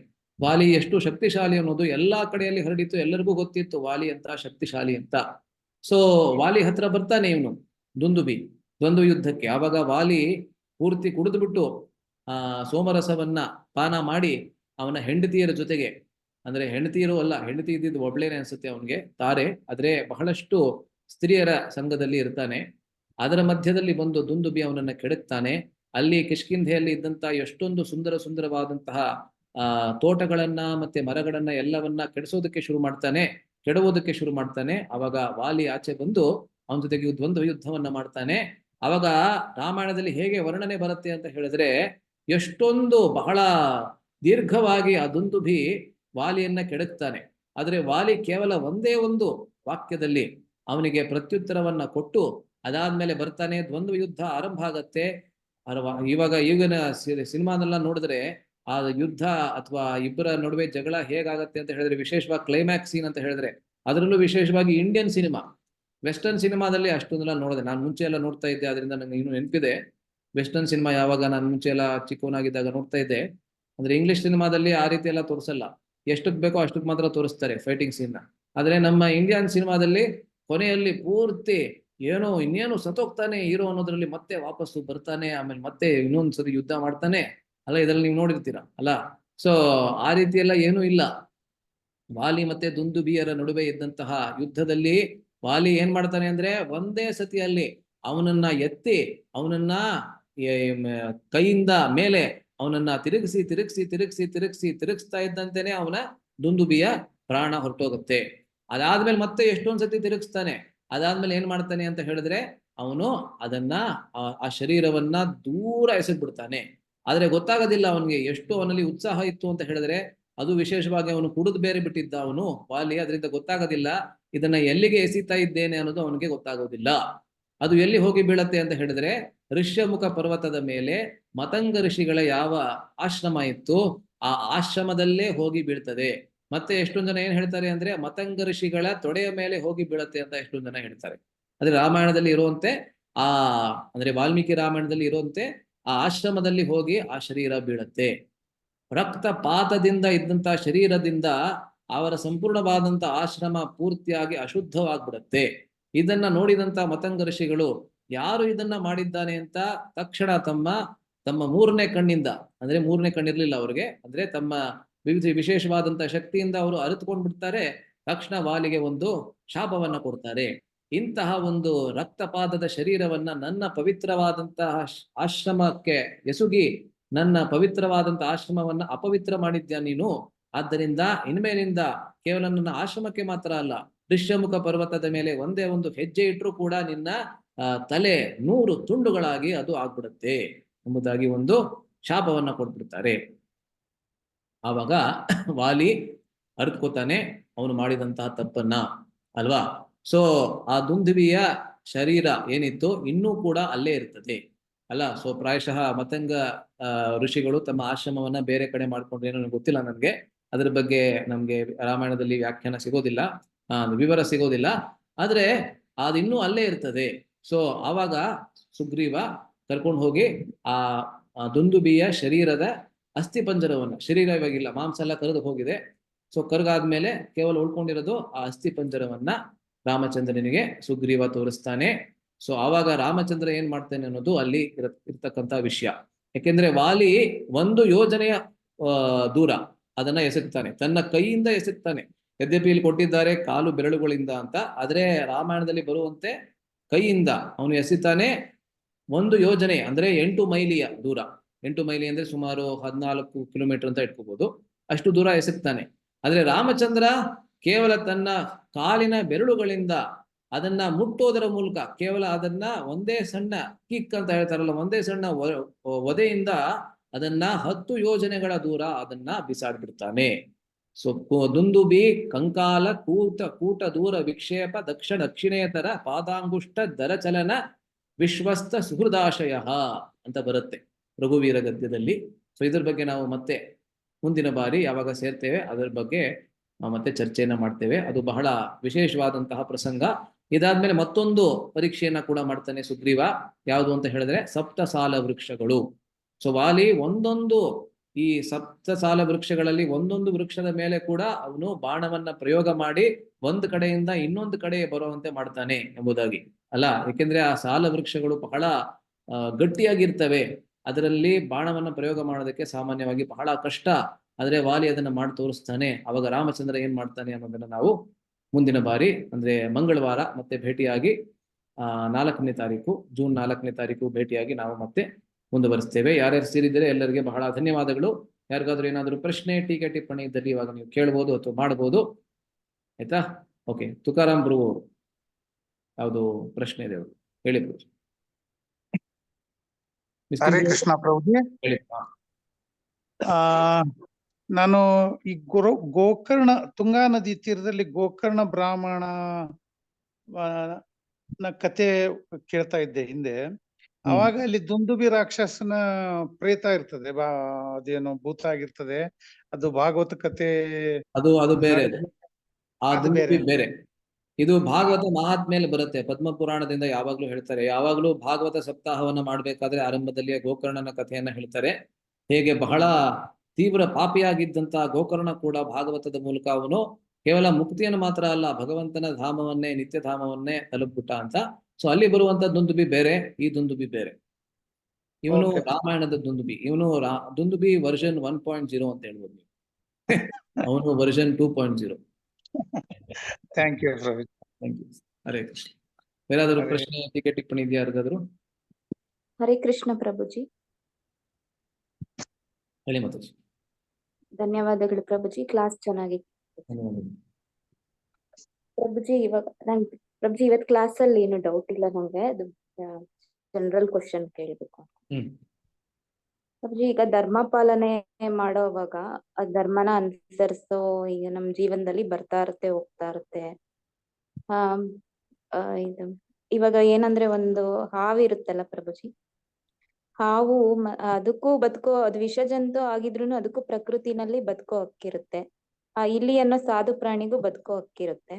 ಈಗ ಹಾವು ಹಸಿವು ಅದಕ್ಕೆ, ಇಲಿ ಅದಕ್ಕೂ ಬದುಕೋ ರೈಟ್ಸ್ ಇರುತ್ತೆ. ಅದೇ ಹಾವು ಇಲಿನ ತಿನ್ನಕ್ ಹೋಗ್ತಾ ಇರುತ್ತೆ, ಅದನ್ನ ನಾವ್ ನೋಡ್ತೀವಿ. ಈಗ ನಾವು ಹಾವನ್ನ ಹಸಿವಿಂದ ಸಾಯ್ಲಿ ಅಂತನ ಬಿಡ್ಬೇಕಾ, ಅಥವಾ ಆ ಇಲಿನ ಬದುಕೋಕೆ ಟ್ರೈ ಮಾಡ್ಬೇಕಾ? ಯಾವ ಧರ್ಮ ಅನುಸರಿಸ್ಬೇಕು ಪ್ರಭುಜಿ?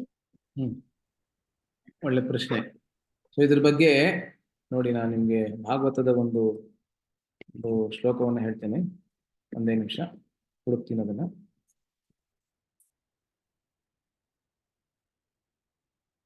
ನೋಡಿ, ಇದು 1ನೇ ಸ್ಕಂದ ಭಾಗವತ 13ನೇ ಅಧ್ಯಾಯ ಮತ್ತೆ 47ನೇ ಶ್ಲೋಕ. ಆಯ್ತಾ? ಬಹಳ ಮುಖ್ಯವಾದ ಶ್ಲೋಕ ಇದು. ಇದರಲ್ಲಿ ಏನ್ ಹೇಳತ್ತೆ ಅಂದ್ರೆ, ಇದು ಯಾರ ಮಧ್ಯೆ ನಡೆಯುತ್ತಿರುವಂತಹ ಸಂವಾದ ಗೊತ್ತಿಲ್ಲ ನನಗೆ, ನೆನಪಿಲ್ಲ. ಆದ್ರೆ ನೋಡಿ, ಇದು ಏನ್ ಶ್ಲೋಕ ಹೇಳತ್ತೆ ಅಂದ್ರೆ, ಅಹಸ್ತಾನಿ ಸಹಸ್ತಾನಾಂ ಅಪದಾನಿ ಚತುಷ್ಪದಾಂ ಫಲ್ಗೂಣಿ ಯತ್ರ ಮಹತಾಂ ಜೀವೋ ಜೀವಸ್ಯ ಜೀವನಂ. ಈ ಯಾವ ಲೋಕದಲ್ಲಿ ನಾವು ಬಾಳ್ತಾ ಇದ್ದೇವೆ, ಅದು ಎಂತ ಕಚಡ ಲೋಕ ಅಂತ ಹೇಳಿದ್ರೆ, ನಿಜವಾಗ್ಲೂ ಭಾಗವತದ ಶಬ್ದಗಳಲ್ಲಿ ಹೇಳ್ಬೇಕಂದ್ರೆ ಎಂತ ಕಚಡ ಲೋಕ ಅಂದ್ರೆ, ಜೀವೋ ಜೀವಸ್ಯ ಜೀವನಂ. ಒಂದು ಜೀವಿ ಬದುಕಬೇಕಂದ್ರೆ ಮತ್ತೊಂದು ಜೀವಿ ಸಾಯ್ಬೇಕು ಅಂತ ಲೋಕ ಇದು. ಹೇಗೆ? ಅದಕ್ಕೆ 3 ಉದಾಹರಣೆ ಕೊಡ್ತಾರೆ ನೋಡಿ ಇಲ್ಲಿ. ಅಹಸ್ತಾನಿ ಸಹಸ್ತಾನಾಂ, ಯಾವ ಪ್ರಾಣಿಗಳಿಗೆ ಅಥವಾ ಯಾವ ಜೀವ ಜಂತುಗಳಿಗೆ ಕೈಗಳು ಇರೋದಿಲ್ಲ. ಹಸ್ತ ಅಂದ್ರೆ ಕೈಗಳು ಇರೋದಿಲ್ಲ. ಅಂಥವುಗಳು ಯಾವುದಕ್ಕೆ ಆಹಾರವಾಗತ್ತೆ ಅಂದ್ರೆ, ಯಾವುದಕ್ಕೆ ಕೈಗಳು ಇರುತ್ತೆ ಅಂಥವುಗಳಿಗೆ ಈ ಜೀವ ಜಂತುಗಳು ಆಹಾರವಾಗುತ್ತೆ. ಅಹಸ್ತಾನಿ ಸಹಸ್ತಾನಾಂ. ಅಹಸ್ತಾನಿ ಅಂದ್ರೆ ಯಾವುದಕ್ಕೆ ಕೈ ಇಲ್ಲ, ಸಹಸ್ತ ಅಂದ್ರೆ ಕೈ ಇದೆ ಅಂತ. ಸೊ ಕೈ ಇಲ್ಲದೆ ಇರ್ತಕ್ಕಂಥ ಜೀವ ಜಂತುಗಳು ಕೈ ಇರುವಂತಹ ಜೀವ ಜಂತುಗಳಿಗೆ ಆಹಾರವಾಗುತ್ತೆ. ಅಪದಾನಿ ಚತುಷ್ಪದಾಂ, ಯಾವ ಜೀವ ಜಂತುಗಳಿಗೆ ಕಾಲುಗಳು ಇರೋದಿಲ್ಲ ಅಂತಹ ಜೀವ ಜಂತುಗಳು ಕಾಲುಗಳು ಇರ್ತಕ್ಕಂತಹ ಜೀವ ಜಂತುಗಳಿಗೆ ಆಹಾರವಾಗುತ್ತೆ. ಫಲ್ಗೂನಿ ಯತ್ರ ಮಹತಾಂ. ಈ ಲೋಕದ ಸತ್ಯ ಏನು ಅಂತ ಹೇಳಿದ್ರೆ, ಒಂದು ಬಲಶಾಲಿಯಾದಂತಹ ಜೀವಿ ಬದುಕಬೇಕಾದ್ರೆ ಅದಕ್ಕಿಂತ ಕಡಿಮೆ ಬಲ ಇರ್ತಕ್ಕಂಥ ಅಥವಾ ಬಲಹೀನವಾದಂತ ಮತ್ತೊಂದು ಜೀವಿಯನ್ನ ಅದು ತಿನ್ನಬೇಕು ಅಥವಾ ಅದಕ್ಕೆ ಆಹಾರ ಆಗ್ಲೇಬೇಕು. ಅದು ಜೀವೋ ಜೀವಸ್ಯ ಜೀವನಂ. ಅದು ಈ ಲೋಕದ ಒಂದು ಸತ್ಯ ಅಲ್ಲ. ಸೊ ಭಾಗವತ ಯಾವುದನ್ನು ಮುಚ್ಚುಮರೆ ಇಡೋದಿಲ್ಲ, ಎಲ್ಲವನ್ನ ಬಿಚ್ಚಿ ಪೂರ್ತಿ ಬ್ಲಾಂಕ್ ಪಿಕ್ಚರ್ ನನ್ನ ಮುಂದೆ ಇಟ್ಬಿಡುತ್ತೆ ಅಲ್ಲ. ಸೊ ಇದು ನಮ್ಮ ಈ ಲೋಕದ ಒಂದು ಲಕ್ಷಣ ಅಲ್ಲ. ಲೋಕದ ಲಕ್ಷಣ ಏನು ಅಂತ ಹೇಳಿದ್ರೆ ಇದೇನೆ ಲೋಕದ ಲಕ್ಷಣ. ಅದರಿಂದ ಈ ಲೋಕ is not a place for the gentlemen to live in ಅಂತ ಅವರು ಪ್ರಭುಪಾದ ಹೇಳ್ತಾ ಇದ್ರು. ಅಂದ್ರೆ ಈ ಲೋಕ ಒಂದು ಸತ್ಪುರುಷರಿಗೆ ಸತ್ ಸ್ತ್ರೀಯರಿಗೆ ಬಾಳುವಂತಹ ಒಂದು ಲೋಕ ಅಲ್ಲ ಇದು ಅಂತ ಹೇಳ್ತಾ ಇದ್ರು ಅವರು. ಇದನ್ನ ಕೇಳೋದಕ್ಕೆ ನಮ್ಗೆ ಮತ್ತೆ ಬೇರೆ ಎಲ್ಲಿ ಹೋಗೋದಂತ ನಮ್ಗೆ ಅನಿಸ್ಬೋದು, ಆದ್ರೆ ಇದು ನಿಜ ಅಲ್ಲ. ಸೊ ಇವಾಗ ಹಾವು ಮತ್ತೆ ಇಲಿ ಅಂತ ಹೇಳಿದ್ರಿ ನೀವು. ಹಾವು ಮತ್ತೆ ಇಲಿ ಇವೆರಡರಲ್ಲಿ ಯಾವ್ದು ಬದುಕಬೇಕು ಅಂತ ಹೇಳಿದ್ರೆ, ಪ್ರಕೃತಿ ಯಾವ್ದನ್ನ ಉಳಿಸತ್ತೆ ಅದು ಬದುಕತ್ತೆ, ಪ್ರಕೃತಿ ಯಾವ್ದನ್ನ ಸಾಯಿಸುತ್ತೆ ಅದು ಸಾಯತ್ತೆ. ಅದು ಪ್ರಕೃತಿಯ ನಿಯಮ, ನಾವೇನೋ ಮಾಡೋದಕ್ಕೆ ಆಗೋದಿಲ್ಲ. ಆದರೆ ಕೆಲವೊಂದು ಜೀವ ಜಂತುಗಳ ಬಗ್ಗೆ ಶಾಸ್ತ್ರ ಕೂಡ ಹೇಳುತ್ತೆ. ಯಾವ್ದದು ಅಂದ್ರೆ ವಿಶೇಷವಾಗಿ ಪ್ರಹ್ಲಾದ ತನ್ನ ಪ್ರಾರ್ಥನೆಗಳಲ್ಲಿ ಹೇಳ್ತಾನೆ. ಯಾವ್ದದು ಆ ಶ್ಲೋಕ? ಮೋದೇತ ಸಾಧುರಪಿ ವೃಶ್ಚಿಕ ಸರ್ಪ ಹತ್ಯ ಅಂತ ಬರುತ್ತೆ. ಅದು ಪೂರ್ತಿ ನಮ್ಗೆ ನೆನಪು ಬರ್ತಾ ಇಲ್ಲ, ಆದ್ರೆ ಪ್ರಹ್ಲಾದ ಹೇಳ್ತಾನೆ ಮೋದೇತ ಸಾಧುರಪಿ, ಒಬ್ಬ ಸಾಧು ಕೂಡ ಸಂತೋಷ ಪಡ್ತಾನೆ. ಯದ್ಯಪಿ ಒಬ್ಬ ಸಾಧು ಅನ್ನೋನು ಇತರರ ನೋವಿನಲ್ಲಿ ಯಾವತ್ತೂ ಕೂಡ ಸಂತೋಷ ಪಡೋದಿಲ್ಲ. ಸಾಧು ಅಂದ್ರೆ ಪರದುಃಖ ದುಃಖಿ ಮತ್ತೆ ಪರಸುಖ ಸುಖಿ ಅಲ್ಲ. ಇತರರಿಗೆ ಸುಖವಾದ್ರೆ ಅವನಿಗೂ ಸುಖವಾಗತ್ತೆ, ಅದಕ್ಕಿಂತ ಹೆಚ್ಚಾಗಿ ಇತರರಿಗೆ ದುಃಖವಾದ್ರೆ ಅವನಿಗೆ ಕೂಡ ದುಃಖವಾಗತ್ತೆ. ಪರಸುಖ ಸುಖಿಗಿಂತ ಹೆಚ್ಚಾಗಿ ಶಾಸ್ತ್ರ ಏನ್ ಹೇಳುತ್ತೆ ಅಂದ್ರೆ, ಸಾಧು ಅಂದ್ರೆ ಅವನ ಲಕ್ಷಣ ಏನು ಅಂತ ಹೇಳಿದ್ರೆ ಪರದುಃಖ ದುಃಖಿ, ಇತರರ ದುಃಖದಲ್ಲಿ ಅವನು ದುಃಖವನ್ನ ಪಡ್ತಾನೆ. ರಾಮಚಂದ್ರನಲ್ಲಿ ಅದನ್ನ ನಾವು ನೋಡ್ತೀವಿ. ನಾವು ಬಾಲಕಾಂಡವನ್ನ ಓದಿದ್ರೆ ನಮ್ಗೆ ಗೊತ್ತಾಗುತ್ತೆ. ಯಾವಾಗ ಯಾವುದೇ ಮನೆಯಲ್ಲಿ ಬಹಳ ಸಂತಸದ ಸಂಗತಿ ಇರ್ತಾ ಇತ್ತು, ರಾಮಚಂದ್ರ ಆ ಒಂದು ಮನೆಗೆ ಹೋಗಿ ಆ ಮನೆಯವ್ರಿಗಿಂತ ಹೆಚ್ಚು ಸಂತೋಷವನ್ನ ಪಡ್ತಾ ಇದ್ದ.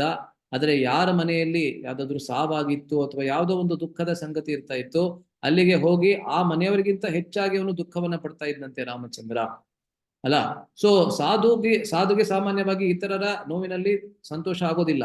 ಆದ್ರೆ ಎರಡು ಪ್ರಾಣಿಗಳು ಯಾವ್ದಿದೆ, ಅದರ ಸಾವಿನಲ್ಲಿ, ಕೇವಲ ನೋವಿನಲ್ಲಿ ಮಾತ್ರ ಹೇಳ್ತಾ ಇಲ್ಲ, ಸಾವಿನಲ್ಲಿ ಕೂಡ ಒಬ್ಬ ಸಾಧು ಅನ್ನೋನು ಸಂತೋಷ ಪಡ್ತಾನೆ. ಯಾವ್ದದು? ವೃಶ್ಚಿಕ ಸರ್ಪ ಹತ್ಯ. ವೃಶ್ಚಿಕ ಅಂದ್ರೆ ಏನು? ಚೇಳು ಅಲ್ಲ. ಎರಡನೇದು ಸರ್ಪ ಅಂದ್ರೆ ಹಾವು. ಏಕೆಂದ್ರೆ ಇವೆರಡು ಪ್ರಾಣಿಗಳೇನಿದೆ ಯಾವುದೇ ಕಾರಣವಿಲ್ಲದೆ ಇತರರಿಗೆ ತೊಂದರೆಯನ್ನು ಕೊಡುತ್ತೆ, ಇತರರ ಸಾವಿಗೆ ಕೂಡ ಕಾರಣವಾಗುತ್ತೆ. ಸುಮ್ಮನೆ ಕಚ್ಚಿಬಿಡುತ್ತೆ, ಯಾವುದೇ ಕಾರಣವಿಲ್ಲದೆ ಕಚ್ಚಿಬಿಡುತ್ತೆ ಅಲ್ವಾ. ಸೊ ಯದ್ಯಪಿ ಮತ್ತೊಂದು ಸುಭಾಷಿತದಲ್ಲಿ ಚಾಣಕ್ಯ ಕೂಡ ಹೇಳ್ತಾನೆ, ಇವಾಗ ಒಬ್ಬ ಕಲಕ್ರೂರ ಸರ್ಪಕ್ರೂರ ಕಲಕ್ರೂರ ಸರ್ಪಾದ್ ಕ್ರೂರತರಃ ಕಲಹ. ಕಲಹ ಅಂದ್ರೆ ಏನು? ಕಲಹ ಅಂದ್ರೆ ಒಬ್ಬ ಮಾತ್ಸರ್ಯವನ್ನ ಹೊಂದಿರತಕ್ಕಂಥ ಒಬ್ಬ ಪುರುಷ ಅಲ್ಲ. ಅಂದ್ರೆ ಬಹಳ ಹೊಟ್ಟೆ ಕಿಚ್ಚು ಇರ್ತಕ್ಕಂಥ ಒಬ್ಬ ಪುರುಷ, ಒಬ್ಬ ಮನುಷ್ಯ. ಮತ್ತೆ ಒಂದು ಹಾವು. ಇದೆರಡರಲ್ಲಿ ಯಾವುದು ಹೆಚ್ಚು ಅಪಾಯಕಾರಿ ಅಂತ ಹೇಳಿದ್ರೆ ಆ ಮನುಷ್ಯನೇ ಹೆಚ್ಚು ಅಪಾಯಕಾರಿ ಅಂತ ಹೇಳುತ್ತೆ ಈ ಸುಭಾಷಿತ. ಏಕೆಂದ್ರೆ ಮಂತ್ರೌಷಧ ವಶಸ್ಸರ್ಪ ಕಲಕ್ಕೇನ ನಿವಾರ್ಯತೆ ಅಂತ ಕೇಳ್ತಾರೆ. ಯಾವುದೋ ಒಂದು ಮಂತ್ರದಿಂದ, ಔಷಧಿಯಿಂದ ಆ ಸರ್ಪವನ್ನ, ಹಾವನ್ನ ನೀವು ನಿಯಂತ್ರಿಸಬಹುದು. ಆದ್ರೆ ಒಬ್ಬ ಹೊಟ್ಟೆ ಕಿಚ್ಚು ಇರ್ತಕ್ಕಂಥ ಮನುಷ್ಯ ಯಾರಿರ್ತಾನೆ, ಅವನು ಏನ್ ಬೇಕಾದ್ರೂ ಮಾಡ್ಬೋದು, ಅವನನ್ನ ನಿಯಂತ್ರಣ ಮಾಡೋಕ್ಕಾಗೋದಿಲ್ಲ ಅಂತ ಅಲ್ಲ. ಸೊ ಅದರಿಂದ ಇಲ್ಲಿ ಏನ್ ಹೇಳ್ತಾ ಇದ್ದಾರೆ ಅಂದ್ರೆ, ಆ ಸರ್ಪ ಮತ್ತೆ ಅಂದ್ರೆ ಹಾವು ಮತ್ತೆ ಚೇಳು ಇವೆರಡನ್ನ ನೀವು ಕೊಲ್ಲಬಹುದು ಅಂತ ಹೇಳುತ್ತೆ ಶಾಸ್ತ್ರ. ಅದರಿಂದ ಇದನ್ನ ನಾವು ಪ್ರಭುಪಾದರ ಜೀವನದಲ್ಲಿ ಕೂಡ ನಾವು ನೋಡ್ತೇವೆ. ಪ್ರಭುಪಾದರು ಯಾವಾಗ ಒಂದ್ಸತಿ ಆ ಬಾಗ್ ಬಜಾರ್ ದೇವಸ್ಥಾನದಲ್ಲಿ ಇದ್ರು, ಇಲ್ಲಿ ತಮ್ಮ ಗುರು ಮಹಾರಾಜರ ಸರಸ್ವತಿ ಠಾಕೂರರ ದೇವಸ್ಥಾನದಲ್ಲಿ ಇದ್ರು, ಅವಾಗ ಒಂದು ಹಾವು ಇದ್ದಕ್ಕಿದ್ದಂತೆ ಎಲ್ಲಿಂದನೋ ಬರುತ್ತೆ ಅಲ್ಲಿ. ಅದನ್ನ ನೋಡಿದ ಕೂಡಲೇ ಸರಸ್ವತಿ ಠಾಕೂರರು ತಮ್ಮ ಶಿಷ್ಯಂದ್ರಿಗೆ ಹೇಳ್ತಾರೆ, ತಕ್ಷಣ ಹೋಗಿ ಅದನ್ನ ಸಾಯಿಸಿ ಅಂತ. ಇದನ್ನ ಕೇಳಿ ಪ್ರಭುಪಾದರು ಆವಾಗ ಇನ್ನೂ ಈ ಭಾಗವತದ ಶ್ಲೋಕವನ್ನು ಓದಿರೋದಿಲ್ಲ ಅಂತ ಅವ್ರು ಹೇಳ್ತಾರೆ. ಸೊ ಅವ್ರು ಕೇಳಿ ಪ್ರಭುಪಾದರಿಗೆ ಒಂದ್ ಸ್ವಲ್ಪ ಸಂಶಯ ಬರುತ್ತೆ, ಸಾಧುವು ಅದು ಸನ್ಯಾಸಿ ಹೋಗಿ ಆ ರೀತಿಯಾದಂತ ಆದೇಶ ಕೊಡಕ್ ಸಾಧ್ಯನಾ? ಎಲ್ಲರ ಮೇಲೆ ಅವರು ಅನುಕಂಪವನ್ನು ಹೊಂದಿರಬೇಕು ಅಂತ. ಆದ್ರೆ ಅದಾದ್ಮೇಲೆ ಯಾವಾಗ ಈ ಶ್ಲೋಕವನ್ನು ಓದ್ತಾರೆ, ಯಾಕಂದ್ರೆ ಪ್ರಹ್ಲಾದ ಅನುಕಂಪದ ಒಂದು ಮೂರ್ತಿಮಾನ್ ಸ್ವರೂಪ ಅಂತ ಹೇಳ್ಬೋದು ಪ್ರಹ್ಲಾದನಿಗೆ. ಏಕೆಂದ್ರೆ ತನ್ನ ತಂದೆಯ ಮೇಲೂ ಕೂಡ ಅವನು ಯಾವುದೇ ರೀತಿಯಾದಂತ ಮಾತ್ಸರ್ಯವನ್ನ ಹೊಲ್ದೇನೆ, ಯಾವುದೇ ರೀತಿಯ ಕೋಪ, ಮಾತ್ಸರ್ಯ ಇಲ್ಲ ಆದ್ರೆ ಕೋಪವನ್ನ ಕೂಡ ಹೊಂದದೇನೆ ಅವರಿಗೆ ಕೂಡ ಮುಕ್ತಿಯನ್ನು ಕೊಡುವಂತ ನರಸಿಂಹನಿಗೆ ಕೇಳ್ಕೊತಾನೆ.